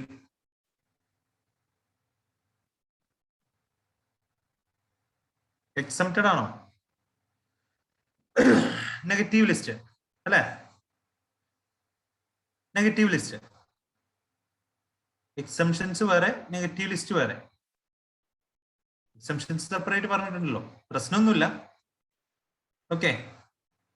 HP മാൻ ഓർമ്മ ഉണ്ടല്ലോ? High speed diesel, petroleum crude, motor spirit, aviation turbine fuel, natural gas, ഈ സാധനങ്ങൾ ഓർമ്മ ഉണ്ടല്ലോ? ഇനി ഇ വേ ബില്ല് എടുക്കണ്ട എന്ന് പറഞ്ഞിട്ട് ഗുഡ്സ് സ്പെസിഫൈ ചെയ്തിട്ടുണ്ടെങ്കിൽ, ഇ വേ ബിൽ റിക്വയർമെന്റിൽ നിന്നും ഏതെങ്കിലും ഗുഡ്സിനെ എക്സംപ്റ്റ് ചെയ്തിട്ടുണ്ടെങ്കിൽ ആ ഗുഡ്സിന് എന്ത് വേണ്ട? ഇ വേ ബില്ല് എടുക്കണ്ട. ഇനി ഡിഫൻസ് മിനിസ്ട്രിയിലോട്ട് അങ്ങോട്ടോ ഇങ്ങോട്ടോ എന്തെങ്കിലും സാധനം ഉണ്ടെങ്കിൽ ഈ കേസിൽ എന്ത് വേണ്ട? ഇ വേ ബില്ല് വേണ്ട. ഇത്രയും കേസിലാണ് ഇ വേ ബില്ല് ആവശ്യമില്ലാത്തത്. എന്താണ്? നോൺ മോട്ടോർ വെഹിക്കിള്, മോട്ടോർ ഇല്ലാത്ത കാളവണ്ടി, കുതിരവണ്ടി, അങ്ങനത്തെ വണ്ടികള്, അതേപോലെ customs, port, airport, inland container depot, container freight station, പിന്നെന്താ? ട്രാൻസിറ്റ് കാർഗോ, പിന്നെന്തായിരുന്നടാ? Weighbridge, MT cargo container, schedule 3, HP man, ministry of defence, പിന്നെ ഏതെങ്കിലും ഐറ്റം സ്പെസിഫൈ ചെയ്തിട്ടുണ്ടെങ്കിൽ. ക്ലിയർ അല്ലേ? ഇനി documents to be carried by the person in charge of conveyance. എന്താണ്? എന്തൊക്കെ documents carry ചെയ്യണം എന്നുള്ളതാണ്. ഇ വേ ബില്ല് അല്ലെങ്കിൽ റേഡിയോ ഫ്രീക്വൻസി ഐഡന്റിഫിക്കേഷൻ ഡിവൈസ്, ഏതെങ്കിലും ഒന്ന്. ഓക്കെ, ഇ വേ ബില്ലോ അല്ലെങ്കിൽ radio frequency ID, RFID device എന്നാ പറയാ. RFID tag. നമ്മൾ ഈ ഫാസ്റ്റ് ടാഗ് ഒക്കെ അല്ലേ, എന്താ ഫാസ്റ്റ് ടാഗിൽ ചെയ്യുന്നത്? ഫാസ്റ്റ് ടാഗ് കേട്ടിട്ടുണ്ടോ?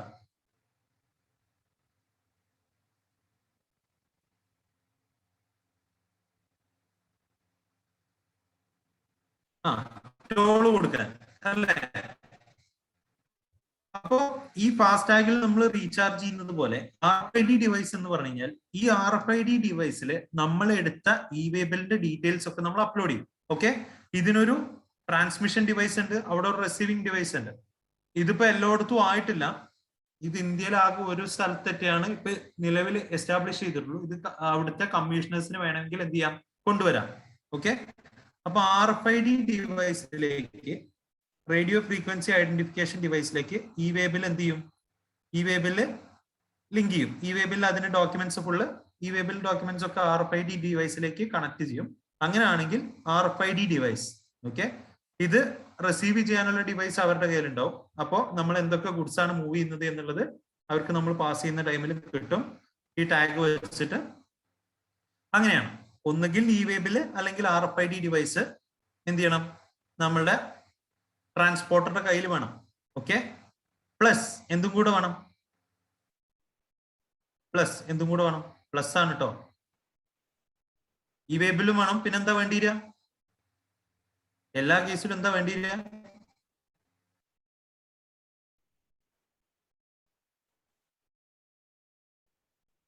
ബില്ല്, ഇൻവോയ്സ് അല്ലെങ്കിൽ ബിൽ ഓഫ് സപ്ലൈ അല്ലെങ്കിൽ ഡെലിവറി ചലൻ. ഓക്കെ, ഈ കാര്യങ്ങളാണ് നമുക്ക് ഇ വേ ബില്ലുമായിട്ട് ബന്ധപ്പെട്ട് പഠിക്കാനുള്ളത്. ക്ലിയർ ആണല്ലോ? ഇനി വെരിഫിക്കേഷൻ ഓഫ് ഡോക്യുമെന്റ് എങ്ങനെയാണ്? പ്രോപ്പർ ഓഫീസർക്ക് ഡോക്യുമെന്റും കൺവെൻസും പ്രോപ്പർ ഓഫീസർക്ക് കമ്മീഷണർ അല്ലെങ്കിൽ കമ്മീഷണർ അപ്പോയിന്റ് ചെയ്ത ഏതെങ്കിലും ഒരാള് നിയമിച്ച ഏതെങ്കിലും ഒരു പ്രോപ്പർ ഓഫീസർക്ക് എന്ത് ചെയ്യാം? നമ്മളുടെ വണ്ടി തടഞ്ഞിട്ട് പരിശോധിക്കാനുള്ള അധികാരമുണ്ട്. ഓക്കെ, അവർക്ക് ഡോക്യുമെന്റ് ചെക്ക് ചെയ്യാം, വേണമെങ്കിൽ ഗുഡ്സും ചെക്ക് ചെയ്യാം. Got it? അങ്ങനെ നമ്മളുടെ വണ്ടി ഇന്റർസെപ്റ്റ് ചെയ്ത് തടുത്തിട്ട് പരിശോധിച്ചു കഴിഞ്ഞാൽ നമ്മളെ ഓഫീസർ എന്ത് ചെയ്യണം? 3 ദിവസത്തിനുള്ളിൽ ഈ പരിശോധനയുമായി ബന്ധപ്പെട്ട് ഒരു സമ്മറി റിപ്പോർട്ട് സബ്മിറ്റ് ചെയ്യണം. ഓക്കെ, പാർട്ട് ബിയില് after interception of a vehicle, ഒരു വെഹിക്കിൾ തടഞ്ഞതിന് ശേഷം ഓഫീസർ എന്ത് ചെയ്യണം? 3 ദിവസം സമയം ഉണ്ട് അയാൾക്ക്. എന്തിന്? Prepare and submit summary report of inspection. ഇൻസ്പെക്ഷന്റെ സമ്മറി റിപ്പോർട്ട് സബ്മിറ്റ് ചെയ്യാൻ in part B of form e way bill 03.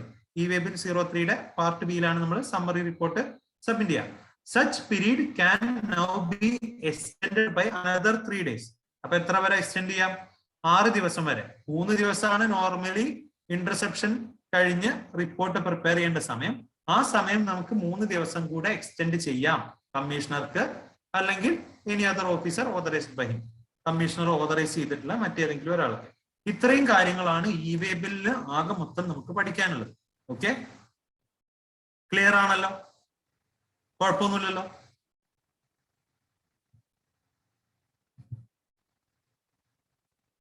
Okay അല്ലേ? എവിടെ ബാക്കിയുള്ളവർക്ക് എവിടെ?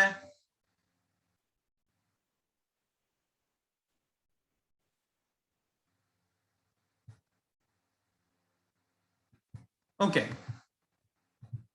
ഇനി TDS ആൻഡ് TCS. ഇത് നിങ്ങൾ ഓൾറെഡി കേട്ടിട്ടുണ്ടാവും. എന്താണ് ഈ TDS? എന്താണ് TCS? എന്താണ് TDS? എന്താണ് TCS?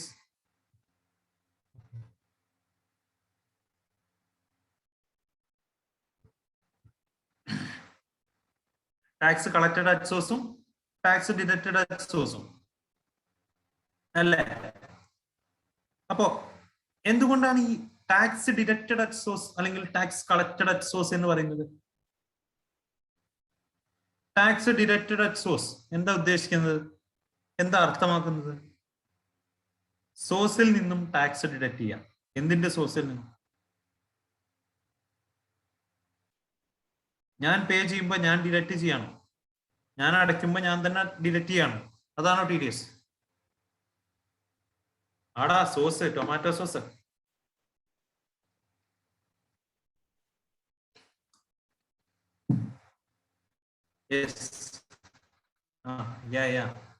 SOURCE, sauce. നല്ലതാ. അപ്പൊ ടാക്സ് ഡിഡക്റ്റഡ് അറ്റ് സോഴ്സ് എന്താ? TDS എന്ന് പറഞ്ഞാൽ സിമ്പിൾ ആയിട്ട് ഇത്രയുള്ളൂ. ഞാൻ ഒരാൾക്ക് പേയ്മെന്റ് കൊടുക്കുമ്പോൾ ഞാൻ അതിൽ നിന്നും ടാക്സ് ഡിഡക്ട് ചെയ്ത് കഴിഞ്ഞ് ബാക്കിയുള്ള എമൗണ്ട് മാത്രം അയാൾക്ക് കൊടുക്കാം. ഓക്കെ, അതാണ് TDS. ടാക്സ് ഡിഡക്ട് ചെയ്യുന്നു. എത്ര എന്നുള്ളതൊക്കെ നമുക്ക് പറയാം. ഇനി TCS എന്ന് പറഞ്ഞു കഴിഞ്ഞാൽ ഞാനൊരു ഇന്റർമീഡിയറി ആയി നിൽക്കുകയാണ്. GSTയുടെ കേസാട്ടോ. ഞാനൊരു ഇന്റർമീഡിയറി ആയി നിൽക്കുകയാണ്. ഞാൻ ഒരാൾക്ക് വേണ്ടി സാധനം വെക്കുന്നു, മറ്റാളുടെ കയ്യിൽ നിന്ന് പൈസ വാങ്ങുന്നു, എന്നിട്ട് ഇതിന്റെ പേയ്മെന്റ് ഇയാൾക്ക് കൊടുക്കുമ്പോൾ ഈ ഞാൻ ടാക്സ് ഡിഡക്ട് ചെയ്ത് കഴിഞ്ഞ് ബാക്കിയുള്ളത് മാത്രമേ ആർക്ക് കൊടുക്കുള്ളൂ? എന്റെ സപ്ലയർക്ക് കൊടുക്കുള്ളൂ. അല്ലെ? ഇയാളാണല്ലോ എന്റെ സപ്ലയർ. ആണല്ലോ? ഇയാള് ബയർ അല്ലേ? ഡീറ്റെയിൽ ആയിട്ട് പറയാം. ഏകദേശം ഐഡിയ ഉണ്ടല്ലോ. അപ്പോ TDS ഡിഡക്ട് ചെയ്യേണ്ട ആൾക്കാർ എന്ന് പറയുന്നത് ആരൊക്കെയാണ്? ടാക്സ് ഡിഡക്റ്റഡ് അറ്റ് സോഴ്സ് ആണ് TDS. സെക്ഷൻ 51-ലാണ് ടാക്സ് ഡിഡക്റ്റഡ് അറ്റ് സോഴ്സ് പറയുന്നത്.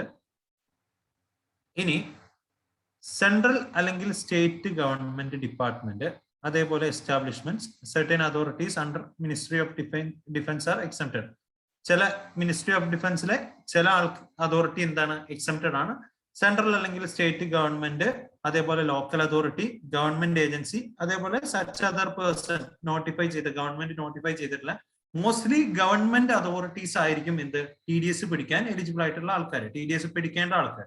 അപ്പൊ സെൻട്രൽ അല്ലെങ്കിൽ സ്റ്റേറ്റ് ഗവൺമെന്റ് ഡിപ്പാർട്ട്മെന്റ്, അതേപോലെ local authority, government agency, public sector undertakings, അതേപോലെ society registered under societies registration act, പിന്നെ 51% കൂടുതൽ ഇക്വിറ്റി കൺട്രോൾ ഉള്ള അതോറിറ്റി അല്ലെങ്കിൽ ബോർഡ്, ഗവൺമെന്റ് ഓൺ ചെയ്യുന്ന ബോർഡുകൾ. Central or state government department or establishments, certain authorities under Ministry of Defense exempted ആണ്. Local authorities, government agency, such person or category of person as may be notified by government. അങ്ങനെ notify ചെയ്തിട്ടുള്ള cases ആണ് authority or board or other body set up by parliament or state legislature or by government. പാർലമെന്റോ ലെജിസ്ലേച്ചറോ ഗവൺമെന്റോ നിയമിച്ചിട്ടുള്ള ഏതെങ്കിലും authority board, അവിടെ ഗവൺമെന്റിന്റെ അധികാരം, കൺട്രോൾ അല്ലെങ്കിൽ ഇക്വിറ്റി എന്ന് പറയുന്നത് 51% കൂടുതലാണെങ്കിൽ എന്ത് ചെയ്യണം? 51% ഉണ്ടെങ്കിൽ അവര് TDS പിടിക്കണം. ഇനി society established by central or state government or local authority and society registered under society registration act. Okay, society registration act ഒന്നും നമുക്ക് പഠിക്കാനില്ല. സൊസൈറ്റി രജിസ്ട്രേഷൻ ആക്ട് പ്രകാരം രജിസ്റ്റർ ചെയ്തിട്ടുള്ള സൊസൈറ്റീസും. ഓക്കെ, ഇത് നോട്ടിഫൈഡ് കേസാണ്. പിന്നെ പബ്ലിക് സെക്ടർ അണ്ടർടേക്കിങ്സ്. ഈ പറഞ്ഞ ആളുകളാണ് TDS ഡിഡക്ട് ചെയ്യേണ്ട ആൾക്കാർ, TDS ഡിഡക്ടേഴ്സ്. ഓക്കെ, അപ്പൊ ഞാൻ ചോദിക്കട്ടെ, ഈ TDS ഡിഡക്ടേഴ്സ് സപ്ലയേഴ്സ് ആയിരിക്കുമോ റെസിപ്പിയൻസ് ആയിരിക്കും? സപ്ലയേഴ്സ് ആയിരിക്കുമോ റെസിപ്പിയൻസ് ആയിരിക്കും? TDS ആണല്ലോ, ഡിഡക്ട് ചെയ്യുന്നത് ഇവരാണല്ലോ. അപ്പൊ ഇവര് സപ്ലയേഴ്സ് ആയിരിക്കുമോ റെസിപ്പിയന്റ് ആയിരിക്കും?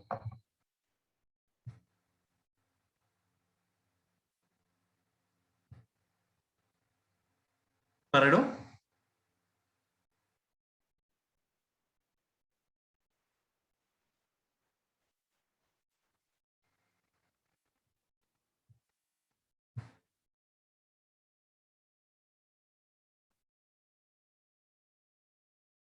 റെസിപ്പിയന്റ് അല്ലേ? തെറ്റിക്കോട്ടെ, പറയാൻ എന്താ പ്രശ്നം? റെസിപ്പിയന്റ് ആണല്ലോ. അപ്പോ TDSന്റെ റേറ്റ് എന്ന് പറയുന്നത് 2%. Okay, 2% TDSന്റെ rate, 2%. TCS 1% ആണ്. അങ്ങനെ പഠിക്കാം, അതിരിക്കാൻ വേണ്ടിയിട്ടാണ്. TDS 2, TCS 1. TDS 2, TCS 1. അപ്പൊ TDS 2 ആണ് മൊത്തമെങ്കിൽ IGST എത്ര ആയിരിക്കും? IGST ആണെങ്കിൽ എത്ര ശതമാനമായിരിക്കും TDS? 2% മൊത്തം റേറ്റ് എന്ന് വിചാരിച്ചോ TDS. അങ്ങനെയാണെങ്കിൽ IGST മാത്രമാണെങ്കിൽ എത്ര ആയിരിക്കും?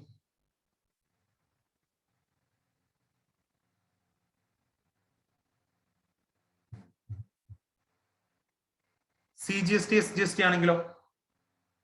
CGST SGST ആണെങ്കിലോ?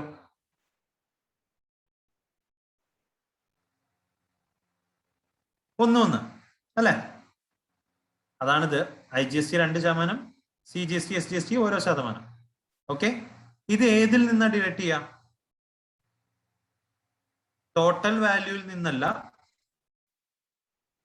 ടാക്സബിൾ വാല്യൂവിൽ നിന്നാണ്. ഓക്കെ, ടാക്സബിൾ വാല്യൂവിൽ നിന്നാണ് ഇത് ഡിഡക്ട് ചെയ്യാം. എത്രയാണോ ടാക്സബിൾ വാല്യൂ അതിൽ നിന്നാണ് ഡിഡക്ട് ചെയ്യുക. ഓക്കെ, ഇനി TDS എപ്പോഴും അപ്ലിക്കബിൾ ആവുക? where total value of supply of taxable goods and or service under a contract exceeds rupees 2,50,000. ഇത്ര 2,50,000 മുകളിൽ എന്തെങ്കിലും ഒരു സർവീസോ ഗുഡ്സോ ഈ പറഞ്ഞ അതോറിറ്റി സ്വീകരിക്കുകയാണെങ്കിൽ അവര് ഇത്രയും 2% ഡിഡക്ട് ചെയ്ത് കഴിഞ്ഞ് ബാക്കിയുള്ളത് കൊടുത്താൽ മതി. അതാണ് TDS. ഡിഡക്ട് ചെയ്തിരിക്കണം. ക്ലിയർ ആണല്ലോ? അപ്പോ ഈ 2,50,000 എന്ന് പറഞ്ഞില്ലേ, ഈ 2,50,000 എന്ന് പറഞ്ഞില്ലേ, ഇത് എക്സ്ക്ലൂഡിങ് GST ആൻഡ് സെസ് ആണ് കേട്ടോ. ഓക്കെ, GST സെസ് എക്സ്ക്ലൂഡ് ചെയ്ത് 2,50,000 മുകളിൽ ഉണ്ടെങ്കിലാണ് നമ്മൾ എന്ത് ചെയ്യേണ്ടത് TDS ഡിഡക്ട് ചെയ്യേണ്ടത്. എത്ര ശതമാനം? 2%. ക്ലിയർ? ഇതൊരു കോൺട്രാക്ടിന്റെ വാല്യൂ ആണ് കേട്ടോ, ഇൻഡിവിജ്വൽ സപ്ലൈ അല്ല, ഒരു കോൺട്രാക്ട്. ഓക്കെ, ഒരു കോൺട്രാക്ടിന്റെ വാല്യൂ 2,50,000 മുകളിലാണെങ്കിൽ അവിടെ TDS എന്ത് ചെയ്യും? ഡിഡക്ട് ചെയ്യണം. ഓക്കെ, ഇനി എപ്പോ ഇത് ഡിഡക്ട് ചെയ്യേണ്ടതാ? ലൊക്കേഷൻ ഓഫ് സപ്ലയറും പ്ലേസ് ഓഫ് സപ്ലൈയും രണ്ടും ഡിഫറന്റ് ആണെങ്കിൽ, ഓക്കെ, ഏതിൽ നിന്നും? സ്റ്റേറ്റ് ഓഫ് റെസിപ്പിയന്റിൽ നിന്നും. Okay, clear? ഓക്കെ ആണോ?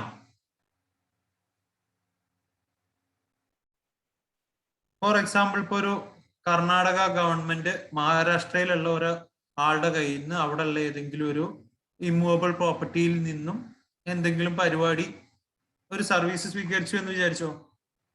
അങ്ങനെയാണെങ്കിൽ പ്ലേസ് ഓഫ് സപ്ലൈയും ലൊക്കേഷൻ ഓഫ് സപ്ലൈയും ഏതാ വരിക?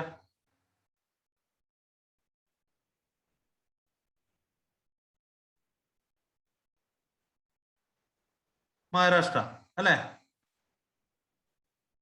അങ്ങനെ പ്ലേസ് ഓഫ് സപ്ലൈയും ലൊക്കേഷൻ ഓഫ് സപ്ലയറും മഹാരാഷ്ട്ര വരുന്ന കേസാന്ന് വിചാരിച്ചോ. MH ആണ് പ്ലേസ് ഓഫ് സപ്ലൈയും ലൊക്കേഷൻ ഓഫ് സപ്ലയറും. അതേസമയം റെസിപ്പിയന്റ് കർണാടകയാണെന്ന് വിചാരിച്ചോ. അങ്ങനെയാണെങ്കിൽ ഈ ഒരു കേസിൽ മാത്രം എന്ത് വരില്ല? TDS അപ്ലിക്കബിൾ അല്ല. TDS അപ്ലിക്കബിൾ അല്ല. ഓക്കെ, ഇയാള് റെസിപ്പിയന്റ് ആട്ടോ, ഇത് സപ്ലയർ ആണ്.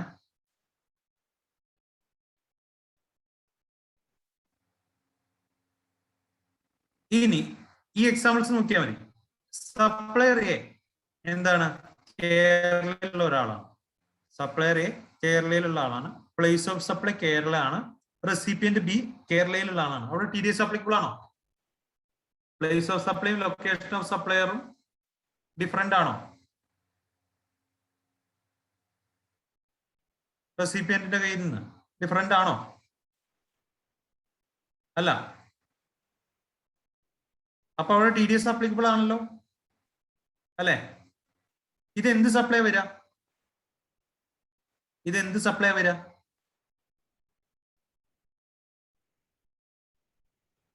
ഇൻട്രാസ്റ്റേറ്റ്. അപ്പൊ അവിടെ ഏത് TDS ആയിരിക്കും പിടിക്കേണ്ടിര?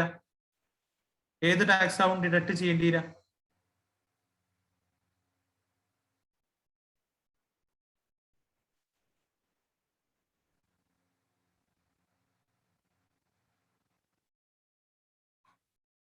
CGST, SGST.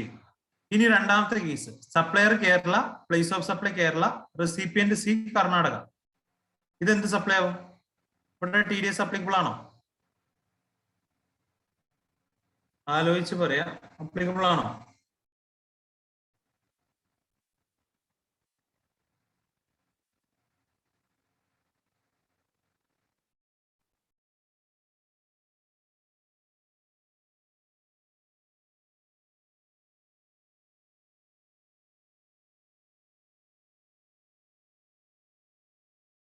അല്ലല്ലോ. ആ കേസ് എന്താ? Place of supply Tamil Nadu, okay, location of supplier Kerala, place of supply Tamil Nadu. ഇങ്ങനെയാണെങ്കിൽ അവിടെ TDS അപ്ലിക്കബിൾ ആണോ? അല്ലേ? Supplier Kerala, place of supply മറ്റൊരു സ്റ്റേറ്റ്. സപ്ലയറും റെസിപ്പിയന്റും, സപ്ലയറും പ്ലേസ് ഓഫ് സപ്ലൈയും റെസിപ്പിയന്റിൽ നിന്നും മാറുമ്പോൾ മാത്രമാണ് എന്ത് അപ്ലിക്കബിൾ അല്ലാത്തത്? TDS അപ്ലിക്കബിൾ അല്ലാത്തത്. ഓക്കെ, ബാക്കി എല്ലാ കേസിലും TDS അപ്ലിക്കബിൾ ആണ്. Supplier Kerala, place of supply Tamil Nadu ആണെങ്കിൽ അവിടെ ഏത് TDS പിടിക്കേണ്ടി വരും? ഏത് TDS ആയിരിക്കും പിടിക്കുക? അത് ഇന്റർ സ്റ്റേറ്റ് സപ്ലൈ ആണ്. അത് അവിടെ IGST ആണ് ഡയറക്റ്റ് ചെയ്യുക. ഇതാണ് TDSന്റെ പ്രൊവിഷൻസ്. ഓക്കെ, ഇനി TDS അപ്ലിക്കബിൾ അല്ലാത്ത കേസസ് എന്തൊക്കെയാണ്? ഏതൊക്കെയായിരിക്കും TDS അപ്ലിക്കബിൾ അല്ലാത്ത കേസസ്? ഇപ്പൊ നമ്മൾ പറഞ്ഞതിൽ നിന്ന് ഏതൊക്കെയായിരിക്കും? നിങ്ങളൊരു ഐഡിയ വെച്ച് ഗസ് ചെയ്ത് നോക്കിയേ. ഏതൊക്കെ കേസിൽ TDS പിടിക്കണ്ടായിരിക്കും?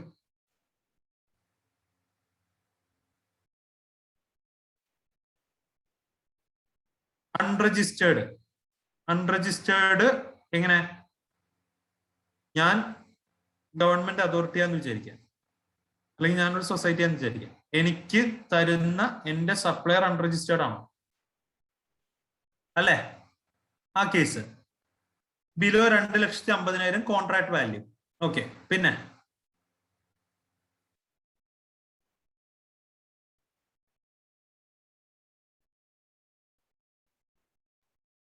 ഇനി നിങ്ങൾ ഗവൺമെന്റ് അതോറിറ്റിയാന്ന് വിചാരിച്ചോട്ടോ. നിങ്ങൾ ഗവൺമെന്റ് അതോറിറ്റി, ഞാൻ നിങ്ങൾക്ക് ഗുഡ്സ് സപ്ലൈ ചെയ്യുമ്പോൾ ഞാൻ ഗവൺമെന്റിലോട്ട് ടാക്സ് അടയ്ക്കേണ്ടാത്ത സിറ്റുവേഷനിൽ എന്റെ കയ്യിൽ നിന്ന് TDS പിടിക്കേണ്ട കാര്യമുണ്ടോ? ക്ലിയർ ആയിട്ട് കേൾക്കുക.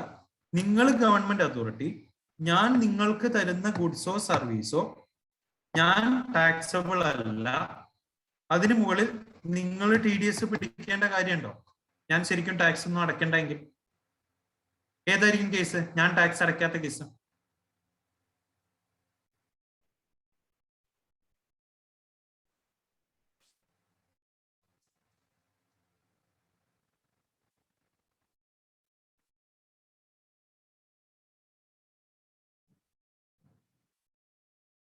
സോമിത്തെ വെരി ഗുഡ്. RCM കേസിൽ എന്താ? ഞാൻ ടാക്സ് അടയ്ക്കണ്ടല്ലോ. അപ്പൊ നിങ്ങൾ എന്റെ കയ്യിൽ നിന്ന് ടാക്സ് പിടിക്കേണ്ട കാര്യമുണ്ടോ? ഉണ്ടോ?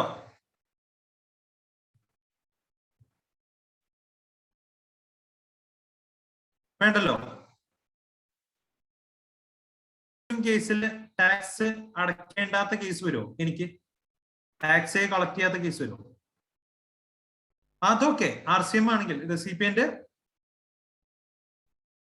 നിങ്ങൾ RCM പ്രകാരം ടാക്സ് അടയ്ക്കേണ്ട കേസ് ആണെങ്കിൽ എന്റെ കയ്യിൽ നിന്ന് TDS പിടിക്കണ്ട, നിങ്ങൾ ടാക്സ് അടയ്ക്കുക ചെയ്യണ്ടേ, അല്ലെ? ഇനി ഞാൻ തരുന്നതിന് ടാക്സ് വരാത്ത ഏതെങ്കിലും കേസ് ഉണ്ടാവും? ഞാൻ തരുന്നതിന് ടാക്സ് വരാത്ത ഏതെങ്കിലും കേസ് ഉണ്ടാവും? എന്റെ ബില്ലിലെ ടാക്സ് ഇല്ലാത്ത കേസ് ഉണ്ടാവും?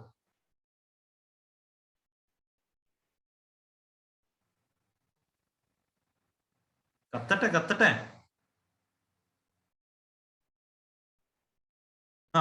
എക്സംപ്റ്റ് അല്ലെങ്കിൽ നോൺ ടാക്സബിൾ. എക്സംപ്റ്റ് അല്ലെങ്കിൽ നോൺ ടാക്സബിൾ. കോമ്പോഷനിലും ടാക്സ് ഉണ്ടാവില്ലല്ലോ.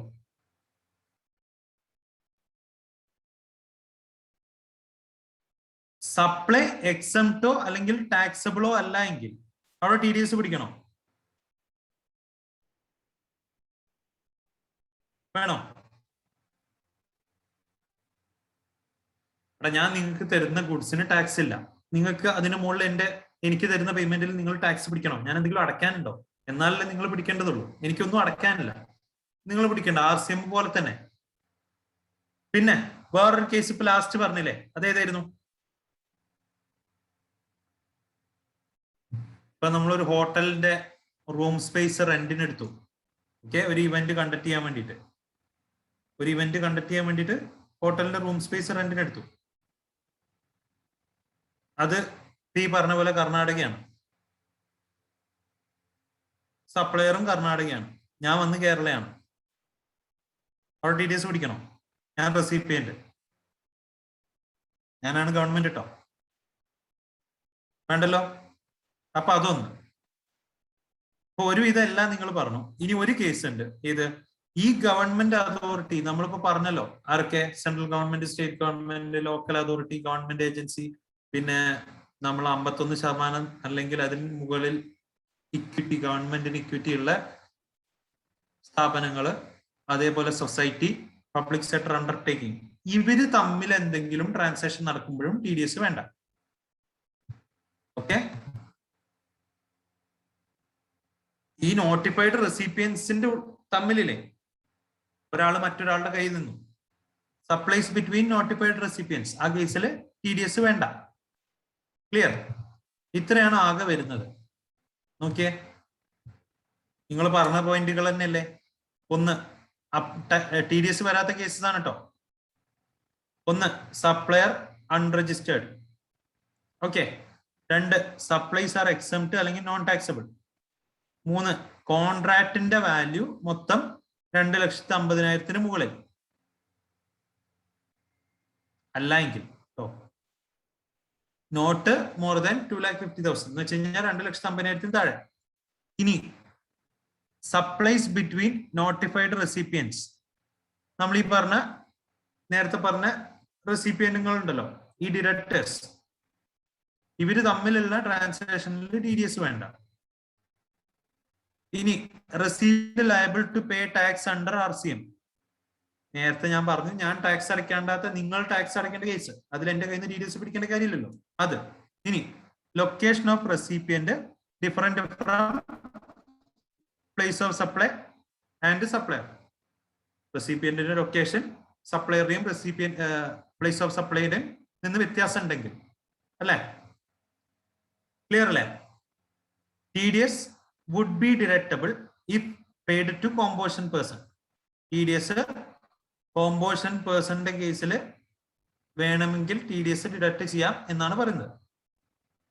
ഇനി കംപ്ലയൻസ് റിക്വയർമെന്റ് എന്തൊക്കെയാണ്?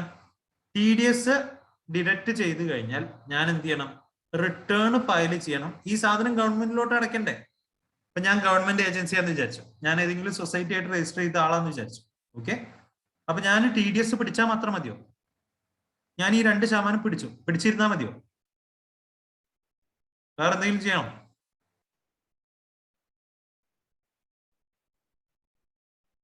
വേറെ എന്തെങ്കിലും ചെയ്യേണ്ടതുണ്ടോ? ഞാൻ ഈ പേയ്മെന്റ് കൊടുക്കും വേണം. പിന്നെ ഇത് ആരുടെയൊക്കെ കയ്യിൽ നിന്നാണ് പിടിച്ചത് എന്ന് അറിഞ്ഞു കഴിഞ്ഞാൽ മാത്രമേ ഇത് അയാളുടെ പേയ്മെന്റ് ആണെന്ന് മനസ്സിലാവുള്ളൂ, അല്ലെ? ഗവൺമെന്റിന് അറിയണ്ടേ? ഈ TDS നമ്മളുടെ ഇലക്ട്രോണിക് ക്യാഷ് ലെഡ്ജറിൽ വരും. ഇവർ ഈ GSTR 7 ഫയൽ ചെയ്യുമ്പോഴേ ഈ TDS-ഉം TCS-ഉം ആക്ച്വലി എന്താണ്? നമ്മൾ ക്യാഷ് ആയിട്ട് ഫയൽ ചെയ്തതിന് തുല്യല്ലേ? ക്യാഷ് ആയിട്ട് പേ ചെയ്തില്ലെങ്കിലും എനിക്കിപ്പോ 100 രൂപ കിട്ടേണ്ടത് 2 രൂപ കുറച്ച് കിട്ടാന്ന് വിചാരിച്ചോ, 98. അപ്പൊ ഈ 2 രൂപ ആക്ച്വലി ഞാൻ ക്യാഷ് ആയിട്ട് പേ ചെയ്യുന്നതിന് തുല്യല്ലേ? ഇത് നേരെ TDS TCS ആയിട്ട് പോകുമ്പോ അപ്പൊ ഈ 2 രൂപ എന്റെ ഇലക്ട്രോണിക് ക്യാഷ് ലെഡ്ജറിലോട്ട് വരും. അന്ന് പറഞ്ഞിരുന്നു, ഓർക്കുന്നുണ്ടോ?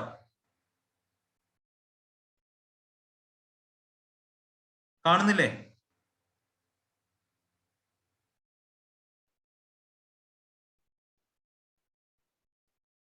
ഇപ്പൊ ക്ലിയർ ആണോ? എടാ, ഞാൻ 100 രൂപയുടെ സാധനമാണ് വിൽക്കുന്നതെന്ന് വിചാരിച്ചോ, 100 രൂപയുടെ സപ്ലൈ ആണ് നടത്തിയെന്ന് വിചാരിച്ചോ. 2 രൂപ നിങ്ങൾ TDS പിടിച്ചു, 98 രൂപയാണ് എനിക്ക് തന്നത്. അപ്പൊ ഈ 2 രൂപ ആക്ച്വലി ഞാൻ TDS TCS ആയിട്ട് എന്ത് ചെയ്യും? നിങ്ങൾ ഈ പറഞ്ഞ നോട്ടിഫൈഡ് പേഴ്സൺ ആണ്, നിങ്ങൾ എന്ത് ചെയ്യും? ഗവൺമെന്റിലോട്ട് അടയ്ക്കും. അപ്പൊ ഈ 2 രൂപ ആക്ച്വലി ഞാൻ ക്യാഷ് ആയിട്ട് പേ ചെയ്യുന്നതിന് തുല്യല്ലേ? അപ്പൊ ഈ സാധനം എന്തിലോട്ട് വരും? Electronic cash ledger. ഓക്കെ, ഇത് ഇലക്ട്രോണിക് ക്യാഷ് ലെഡ്ജറിൽ വരും. ക്ലിയർ? TDS-ഉം TCS-ഉം എന്റെ ഇലക്ട്രോണിക് ക്യാഷ് ലെഡ്ജറിൽ വരും. നമ്മൾ അന്ന് പറഞ്ഞിരുന്നു, ഓർക്കുന്നുണ്ടോ? അപ്പോ TDS deducted shall be payable to government and a statement in GSTR 7. GSTR 7 return ആണ്. TDS പിടിക്കുന്ന ആളുടെ റിട്ടേൺ ആണ് GSTR 7. റിട്ടേൺസ് പറഞ്ഞൊരു ചാപ്റ്റർ ഉണ്ട്, ഇപ്പൊ തന്നെ പഠിക്കുക. GSTR 7 ആരുടെയാണ്? TDS. ഓക്കെ. എന്ന് ഫയൽ ചെയ്യണം? അടുത്ത മാസം. ഈ മാസം ഞാൻ പിടിച്ച TDS-ന്റെ ഡീറ്റെയിൽസ് ഞാൻ എന്ന് ഫയൽ ചെയ്യണം? അടുത്ത മാസം 10-ാം തീയതി. ക്ലിയർ? സക്സീഡിങ് മന്തിലെ 10-ാം തീയതിയാണ് ഞാൻ എന്ത് ചെയ്യേണ്ടത്? റിട്ടേൺ ഫയൽ ചെയ്യേണ്ടത്. ഇനി ഡിലേഡ് ഫയലിങ്ങിനുള്ള ലേറ്റ് ഫീ എത്രയാന്നുള്ളതാണ്. 200 രൂപയാണ് ലേറ്റ് ഫീ. 100 + 100, CGST 100, SGST 100. ഓക്കെ. മാക്സിമം എത്ര? 5000 രൂപ വരെ. 5000 രൂപ വരെ. ക്ലിയർ? എടാ, റിട്ടേൺ ഫയൽ ചെയ്യാൻ ഡിലേ ആയി കഴിഞ്ഞാൽ എത്ര ദിവസം, എത്രയാണ് എമൗണ്ട് എന്നുള്ളതാണ്. 5000 രൂപ വരെ എന്ത് ചെയ്യാം? ലേറ്റ് ഫീ ചാർജ് ചെയ്തു തരാം. ഇനി TDS കേസിൽ എന്ത് ചെയ്യണ്ട? ആനുവൽ റിട്ടേൺ ഫയൽ ചെയ്യണ്ട. Not to be filed. Annual return file ചെയ്യണ്ട. ഇത്രയും കേസാണുള്ളത്. ക്ലിയർ? അത്രയാണ് TDSുമായി ബന്ധപ്പെട്ടിട്ടുള്ളത്. ഇനി TCS. Tax collected at source. ഈ ടാക്സ് കളക്റ്റഡ് അറ്റ് സോഴ്സ് എന്ന് പറഞ്ഞു കഴിഞ്ഞാൽ ഇലക്ട്രോണിക് കൊമേഴ്സ് ഓപ്പറേറ്റേഴ്സിലെ ആരാണ് ഇലക്ട്രോണിക് കൊമേഴ്സ് ഓപ്പറേറ്റേഴ്സ്?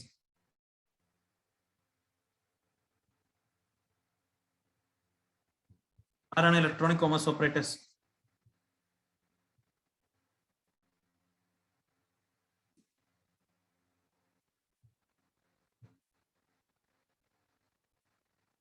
ഫ്ലിപ്കാർട്ട് ഒരു ഇലക്ട്രോണിക് കൊമേഴ്സ് ഓപ്പറേറ്റർ ആണ്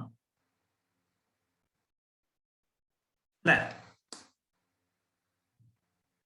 A person who owns, operates or manages a online platform അല്ലെങ്കിൽ ഫെസിലിറ്റി, ഒരു ഓൺലൈൻ പ്ലാറ്റ്ഫോമോ ഫെസിലിറ്റി ഓൺ ചെയ്യുന്ന അല്ലെങ്കിൽ ഓപ്പറേറ്റ് ചെയ്യുന്ന ആൾക്കാരെയാണ് എന്തെന്ന് പറയാ? ഇലക്ട്രോണിക് കൊമേഴ്സ് ഓപ്പറേറ്റർ എന്ന് പറയാം.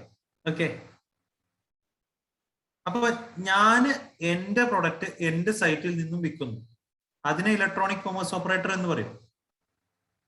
ഞാൻ എന്റെ സ്വന്തം പ്രൊഡക്റ്റ് എന്റെ സൈറ്റിൽ വിൽക്കുന്നു, എന്റെ വെബ്സൈറ്റിൽ വിൽക്കുന്നു, അതിനെ ഇലക്ട്രോണിക് കൊമേഴ്സ് ഓപ്പറേറ്റർ എന്ന് പറയും. ഇല്ല, എന്റെ പണി എന്താ?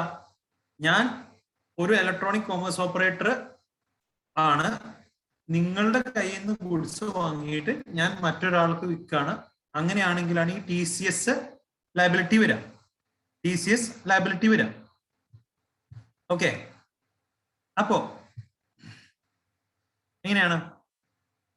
ടാക്സ് കളക്റ്റഡ് അറ്റ് സോഴ്സ് ആണ്.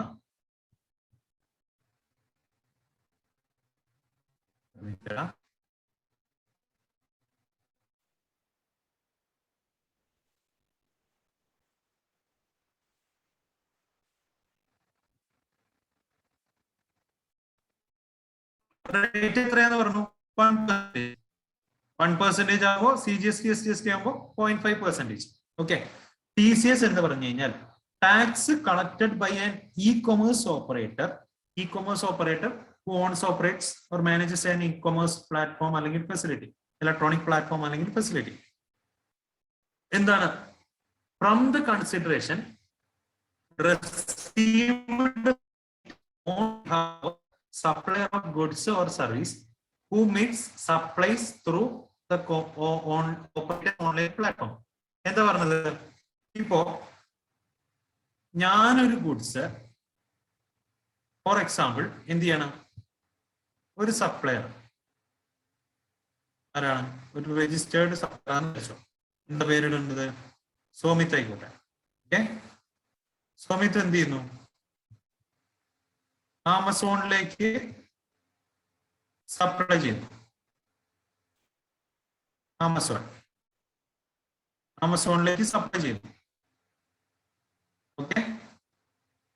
ഇനി ആമസോണിൽ നിന്നും ഈ സാധനം മഞ്ജു വാങ്ങുന്നു. ഓക്കെ. മഞ്ജു റെസിപ്പിയന്റ് ആണെന്ന് വിചാരിച്ചു.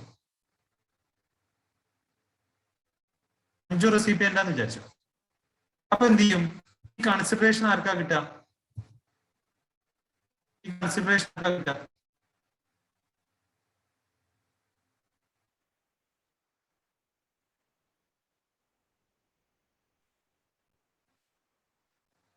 ആർക്കാടാ?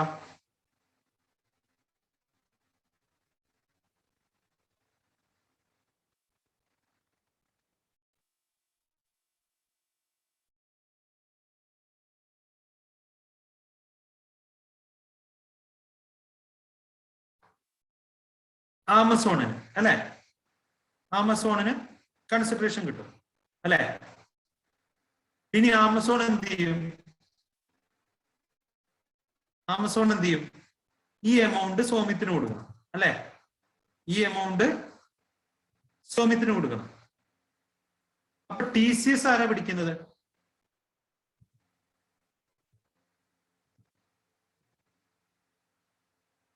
സപ്ലൈ മെയ്ഡ് ത്രൂ ആരാ?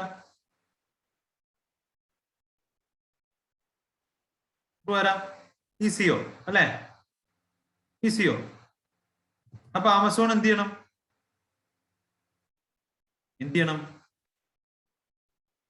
1% TCS ഡിഡക്റ്റ് ചെയ്യണം. ഓക്കെ, ഡിഡക്റ്റ് ചെയ്യണം. അതെ, ആമസോൺ കളക്ട് ചെയ്ത് കഴിഞ്ഞ് ബാക്കിയുള്ള എമൗണ്ട് എന്ത് ചെയ്യുള്ളൂ? കൊടുക്കുള്ളൂ അല്ലേ?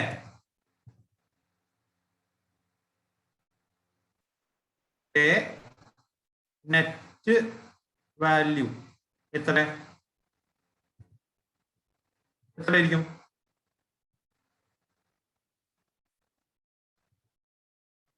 Net supply plus tax minus TCS. TCS കുറച്ച് കഴിഞ്ഞ് ബാക്കിയുള്ള എമൗണ്ട് ആർക്ക് കൊടുക്കുള്ളൂ? സോമിത്തിന് കൊടുക്കുള്ളൂ. ഇതാണ് TCSന്റെ സ്ട്രക്ചർ, ഇലക്ട്രോണിക് കൊമേഴ്സ് ഓപ്പറേറ്ററുടെ സ്ട്രക്ചർ. Okay, clear?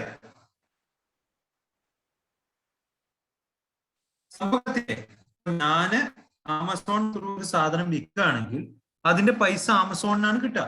ആമസോൺ എനിക്ക് പൈസ തരുമ്പോ ഈ TCS 1% ഡിഡക്ട് ചെയ്ത് കഴിഞ്ഞ് ബാക്കിയുള്ള എമൗണ്ട് എനിക്ക് തരുള്ളൂ. ഈ 1% എന്ത് ചെയ്യും? ആമസോൺ ഗവൺമെന്റിലോട്ട് അടയ്ക്കും. അതെന്റെ ഇലക്ട്രോണിക് ക്യാഷ് ലെഡ്ജറിൽ വരും.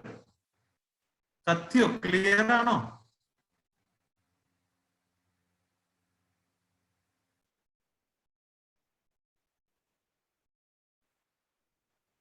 എഴുതിയത് ക്ലിയർ അല്ല, സ്ഥലം കുറച്ച് കുറഞ്ഞു പോയി, പക്ഷെ സാധനം മനസ്സിലായില്ലേ നിങ്ങൾക്ക്?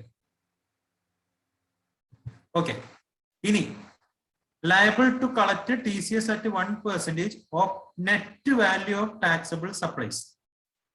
പോസിറ്റീവ് വാല്യൂ ആണെങ്കിൽ മാത്രം, made during the relevant month. ഒരു മാസം net value of taxable supply positive ആണെങ്കിൽ എന്ത് ചെയ്യണം? TCS 1% ഡിഡക്ട് ചെയ്യണം. അപ്പൊ ഈ net value of taxable supply എന്ന് പറയുന്നത് എന്താണ്?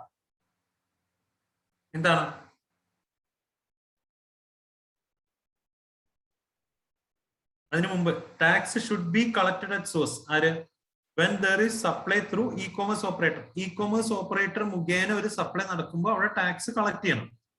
Supplier should be different from ECO. ആരാണോ ഇലക്ട്രോണിക് കോമേഴ്സ് ഓപ്പറേറ്റർ എന്ന് വെച്ച് കഴിഞ്ഞാൽ ഞാൻ എന്റെ കൊമേഴ്സ് പ്ലാറ്റ്ഫോമിൽ ഞാൻ സ്വന്തം സാധനം വിൽക്കുമ്പോൾ അവിടെ TCS ലയബിലിറ്റി വരുന്നില്ല. ഓക്കെ, അപ്പോ സപ്ലയർ ഡിഫറെന്റ് ആയിരിക്കണം ECO.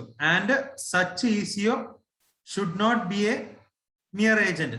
ഒരു മിയർ ഏജന്റ് മാത്രം എന്ന് വെച്ച് കഴിഞ്ഞാൽ പേയ്മെന്റ് മറ്റേ ആളാണ് വാങ്ങുന്നതെന്ന് വിചാരിച്ചു, ഞാൻ ജസ്റ്റ് ഒരു ഏജന്റ് ആയിട്ട് ജസ്റ്റ് റെപ്രസെന്റ് ചെയ്ത് നിൽക്കുന്നുള്ളെങ്കിൽ കാര്യമില്ല. പേയ്മെന്റ് ഞാൻ ത്രൂ ആണെങ്കിൽ ഓക്കെ. അപ്പോ ECO pay consideration to vendors after deducting the amount of TCS. എന്ത് ചെയ്യും? ആരാണോ സപ്ലയർ, ആരാണോ വെണ്ടർ, അയാൾക്ക് TCS പിടിച്ചു കഴിഞ്ഞ് ബാക്കിയുള്ള എമൗണ്ട് ഞാൻ കൊടുക്കുള്ളൂ എന്ന് പറയുന്നത്. അപ്പൊ ഈ net value of taxable supply എന്ന് പറഞ്ഞു കഴിഞ്ഞാൽ എന്താണ്? Aggregate value of taxable supplies of goods plus service. എത്രയാണോ ടോട്ടൽ ടാക്സബിൾ വാല്യൂ എന്നുള്ളത് നോക്കും, മൈനസ് സെക്ഷൻ 9 സബ്സെക്ഷൻ 5 സർവീസ്. അതെന്തിനാ കുറയ്ക്കുന്നത്? എന്താണ് ഈ സെക്ഷൻ 9 സബ്സെക്ഷൻ 5 അല്ലെങ്കിൽ 5 സബ്സെക്ഷൻ 5 സർവീസസ്?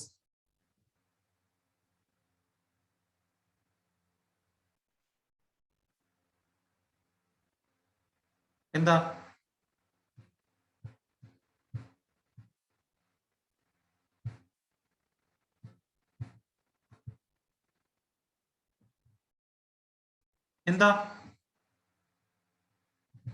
പറ, ഏതൊക്കെയായിരുന്നു?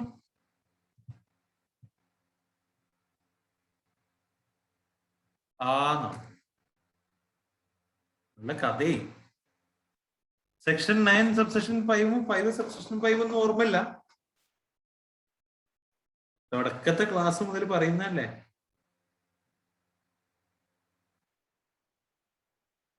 പക്ഷേ HTML 2 അല്ലേ? To be notified from a future date. Manju ECO ആണ്. ഓക്കെ, ECO എന്തായിരുന്നു? സെക്ഷൻ 9 സബ്സെക്ഷൻ 5 ECO ആണ്. ഓക്കെ, ECO എന്തായിരുന്നു? അതിലെന്താ പറഞ്ഞിട്ടുള്ളത്?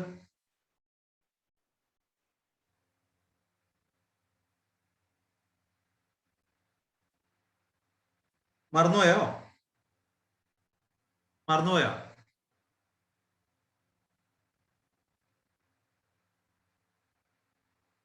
ആർക്കും ഓർമ്മല്ല. ആ, 3 ഉള്ളത്. അതെന്താ ഈ 3? എന്തായിരുന്നു? Accommodation. Okay, accommodation in hotel, inns, club house, അതൊക്കെ ഓക്കെ. പിന്നെ transportation transportation of passengers by means of motor cab, maxi cab, ആ സാധനം. പിന്നെ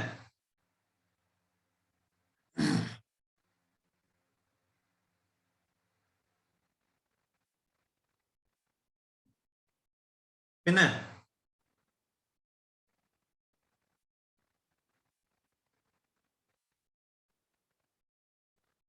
ഹൗസ് കീപ്പിംഗ് സർവീസ്. ഓക്കെ, ഈ സാധനമൊക്കെ എന്തിനാ പഠിച്ചത്? ഈ 3 ഓക്കെ, ഈ 3 ഈസിയും പഠിച്ചു. ഇതെന്തായിരുന്നു? സാധനമൊക്കെ ഓർമ്മയുണ്ട്, ഇത് എന്തിനാ പഠിച്ചത്? ഈസിയോ ഈ 3 ഇത്രേ ഉള്ളൂ. ക്ലാരിറ്റി ഇല്ലല്ലോ. ഈ 3 എന്താണ് പ്രശ്നം? എന്താ? ഓർട്ടെ, ഓർക്ക്.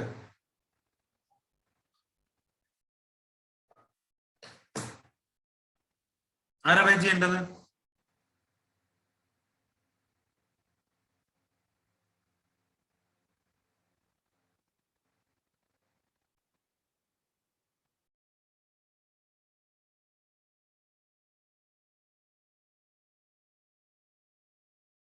ആരാ പേ ചെയ്യേണ്ടത്?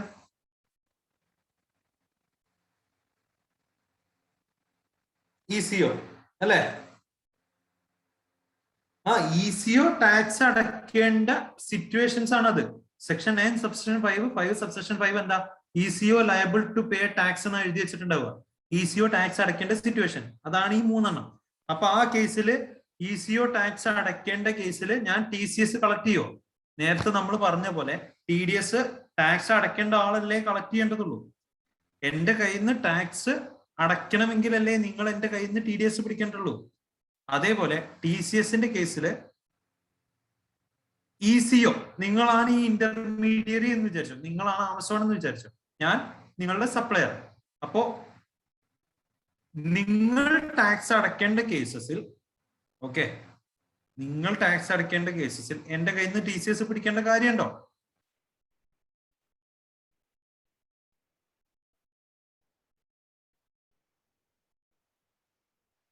ഉണ്ടാവില്ലല്ലോ.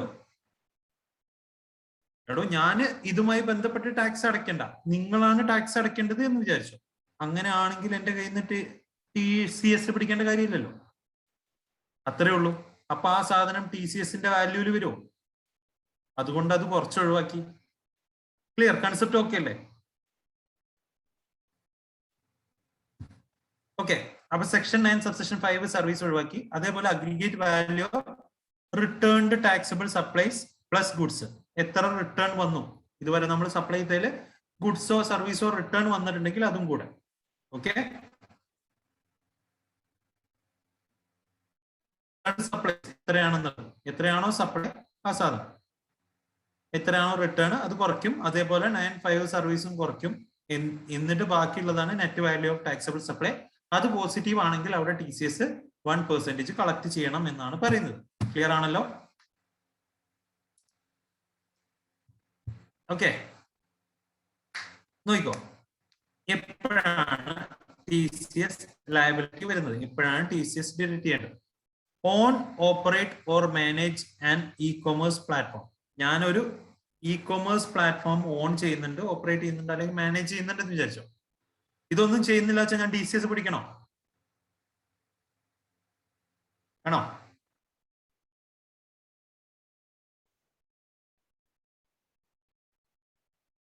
വേണ്ട. ഇനി ഞാൻ ഇ-കൊമേഴ്സ് പ്ലാറ്റ്ഫോം ഓൺ ചെയ്യുന്നുണ്ട്, പക്ഷെ ഞാൻ എന്റെ പ്രോഡക്റ്റ് മാത്രമേ വിൽക്കുന്നുള്ളൂ, TCS പിടിക്കണോ? എന്റെ സ്വന്തം പ്രൊഡക്റ്റ് ആണ് ഞാൻ എന്റെ പ്ലാറ്റ്ഫോമിലൂടെ വിൽക്കുന്നത്. ഞാൻ എന്റെ വെബ്സൈറ്റിൽ എന്റെ പ്രൊഡക്റ്റാ വിൽക്കുന്നത്. വേണ്ട. അപ്പൊ എന്ത് ചെയ്യണം? Whether other supplies make taxable supplies through E commerce platform. ഈ ഇ കൊമേഴ്സ് പ്ലാറ്റ്ഫോമിലൂടെ മറ്റുള്ളവര് എന്തെങ്കിലും ടാക്സബിൾ സപ്ലൈ നടത്തുന്നുണ്ടോ നോക്കാം. ഉണ്ടെങ്കിൽ യെസ്, യെസ് എന്ത് ചെയ്യണം? കൺസിഡറേഷൻ ഞാനാണോ കളക്ട് ചെയ്തത് നോക്കാം. കൺസിഡറേഷൻ ഡയറക്ട്ലി അയാൾക്കാ പോകുന്നതെങ്കിൽ ഞാൻ എന്തെന്നാണ് ഈ TCS പിടിച്ച അയാൾക്ക് കൊടുക്കുക? ഞാൻ ജസ്റ്റ് ഒരു ഏജന്റ് അല്ലേ? എന്തെന്നാടോ 0 നിന്ന് എന്തെങ്കിലും പിടിച്ചിട്ട് കൊടുക്കാൻ പറ്റും?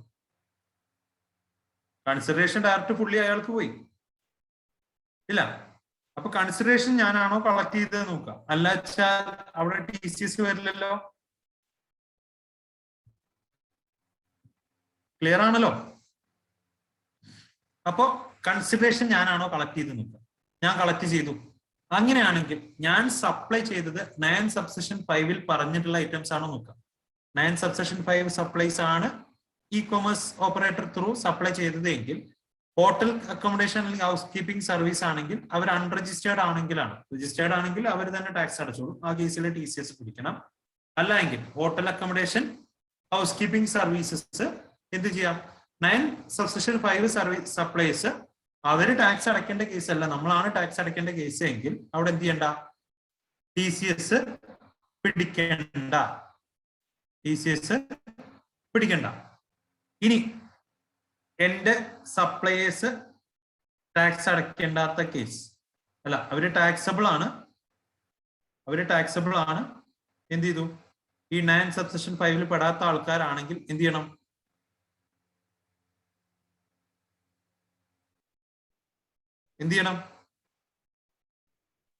ഈ കേസിൽ എന്താ വരിക? ഇപ്പോഴല്ലേ TCS പിടിക്കേണ്ടത് അല്ലേ? ഞാനൊരു ഇ കൊമേഴ്സ് പ്ലാറ്റ്ഫോം ഓൺ ചെയ്യുന്നുണ്ട്, ഇതിൽ ത്രൂ മറ്റാരെങ്കിലും അയാൾ സപ്ലൈ ചെയ്യുന്നുണ്ട്, അതിന്റെ കൺസിഡറേഷൻ ഞാനാണ് സ്വീകരിക്കുന്നത്. ഇത് 9 സബ്സെഷൻ 5 പറഞ്ഞിട്ടുള്ള സപ്ലൈസ് അല്ല എന്ന് വെച്ച് കഴിഞ്ഞാൽ ഞാൻ ടാക്സ് അടയ്ക്കേണ്ട സിറ്റുവേഷൻസ് അല്ല. ബാക്കിയുള്ളവര് അവര് ടാക്സ് അടയ്ക്കേണ്ട കേസാണ്. ആ കേസിൽ എന്ത് ചെയ്യണം? ടാക്സ് ഞാൻ ഡിഡക്ട് ചെയ്ത് കഴിഞ്ഞിട്ടുള്ള എമൗണ്ട് ആണ് അയാൾക്ക് പേ ചെയ്യുന്നത് അല്ലെ? അപ്പൊ liable to collect tax on net value of taxable supplies at 1%. Clear അല്ലേ? ഈ ചാർട്ട് ആരംഭിച്ചാൽ മതി. കത്തിയോ?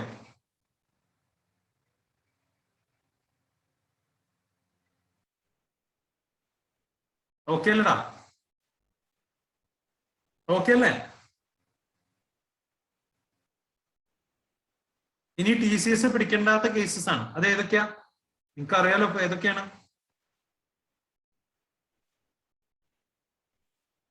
ഏതൊക്കെയായിരിക്കും?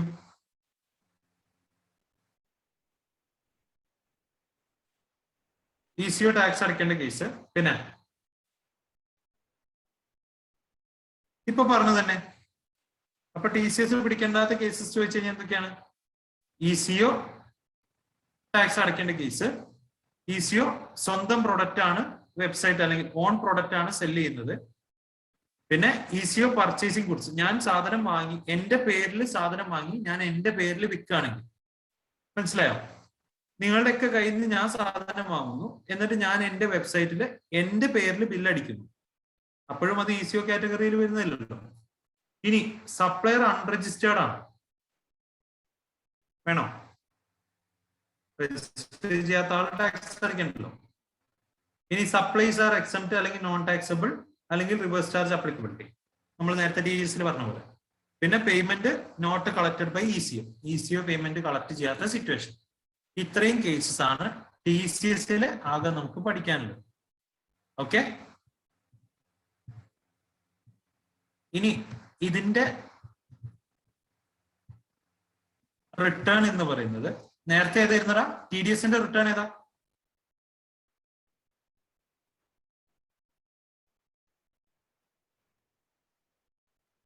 ഡ്യൂ ഡേറ്റ് എന്തായിരുന്നു?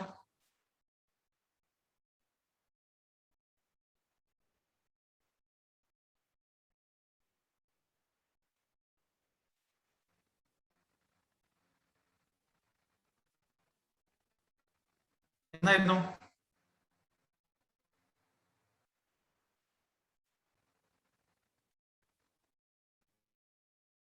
സക്സീഡിങ് മന്ത് ആണ്. ഓക്കെ, അതിൽ ഏത് ദിവസം എന്നാ ഫയൽ ചെയ്യണ്ടേ? ആവുന്നോ?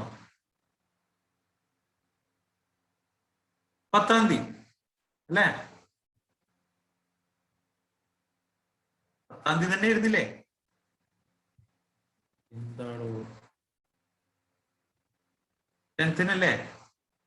ഇതുണ്ടോ 10th? അപ്പോ TDSന്റെ കേസിൽ TDS directed shall be payable to government and a statement in GSTR rate shall be filed by 10th of the succeeding month. അടുത്ത മാസം 10-ാം തീയതി എന്ത് ചെയ്യണം? GSTR റേറ്റ് സബ്മിറ്റ് ചെയ്യണം. ആനുവൽ റിട്ടേൺ എന്ത് ചെയ്യണം? 31 ഡിസംബർ ആണല്ലോ ആനുവൽ റിട്ടേണിന്റെ ഡേറ്റ്. ഓക്കെ, അത് GSTR 9B ആനുവൽ റിട്ടേൺ ചെയ്യണം. ഇനി നോൺ കംപ്ലയൻസ്, TCS കളക്ട് ചെയ്തു, ഇത് ഗവൺമെന്റിലോട്ട് അടച്ചില്ല, അങ്ങനെ നോൺ കംപ്ലയൻസസ് എന്തെങ്കിലും ഉണ്ടെങ്കിൽ, കംപ്ലയൻസ് ഒന്നും പാലിച്ചിട്ടില്ല എങ്കിൽ എന്ത് ചെയ്യണം? ജനറൽ പെനാൾട്ടി വരുന്നത് 25,000 രൂപയാണ്.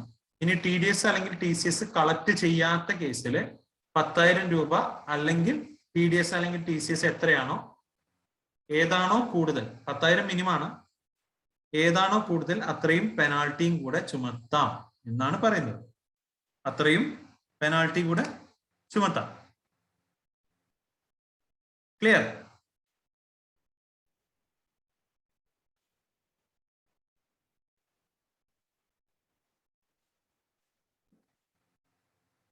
ഓക്കെ അല്ലേ? GSTR 8, GSTR 7 TDS 10-ാം തീയതി, 8 TCS 10-ാം തീയതി. TCSന്റെ കേസിൽ ജനറൽ പെനാൾട്ടി വരുന്നത് 25,000. നമ്മൾ TCS കളക്ട് ചെയ്തില്ല അല്ലെങ്കിൽ TDS കളക്ട് ചെയ്തില്ല എങ്കിൽ 10,000 രൂപ, അല്ലെങ്കിൽ actual amount which are is higher. ഏത് TCS അല്ലെങ്കിൽ TDS എത്രയായിരുന്നു കളക്ട് ചെയ്യേണ്ടിയിരുന്നത്, അതോ അല്ലെങ്കിൽ 10,000, ഏതാണോ കൂടുതൽ അതാണ് നോൺ കംപ്ലയൻസിന്റെ കേസിൽ പെനാൾട്ടി വരാം. ഓക്കെ, ഇനി ഓഡിറ്റ്. എന്താണ് ഓഡിറ്റ് പറഞ്ഞു കഴിഞ്ഞാൽ? എന്താണ് ഓഡിറ്റ് എന്ന് പറഞ്ഞു കഴിഞ്ഞാൽ? എന്താ?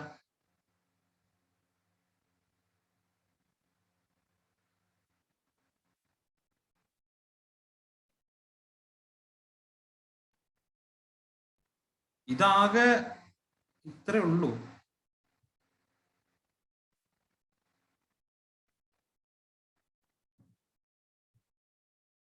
നാളെ മതിയോ? ഇത്രേ ഉള്ളൂ, ആകെ കഴിഞ്ഞു. ഇത്രയും കഴിഞ്ഞു. നാളെ മതിയെങ്കിൽ നാളെ.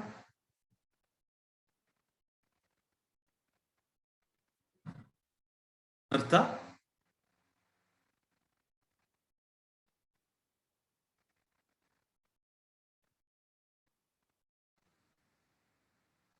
നോട്ട് ഗ്രൂപ്പിൽ അന്ന് അയച്ചില്ലേ? അതിന്റെ കൂട്ടത്തിൽ തന്നെ ഉണ്ടാവും. ലാസ്റ്റ് ഏരിയ നോട്ട്സോ എന്തോ പറഞ്ഞിട്ടല്ലേ?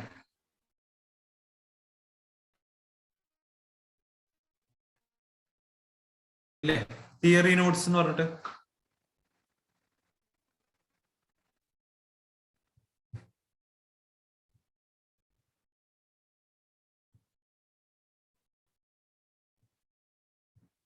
നിർത്താം എന്നാ, ബാക്കി നാളെ.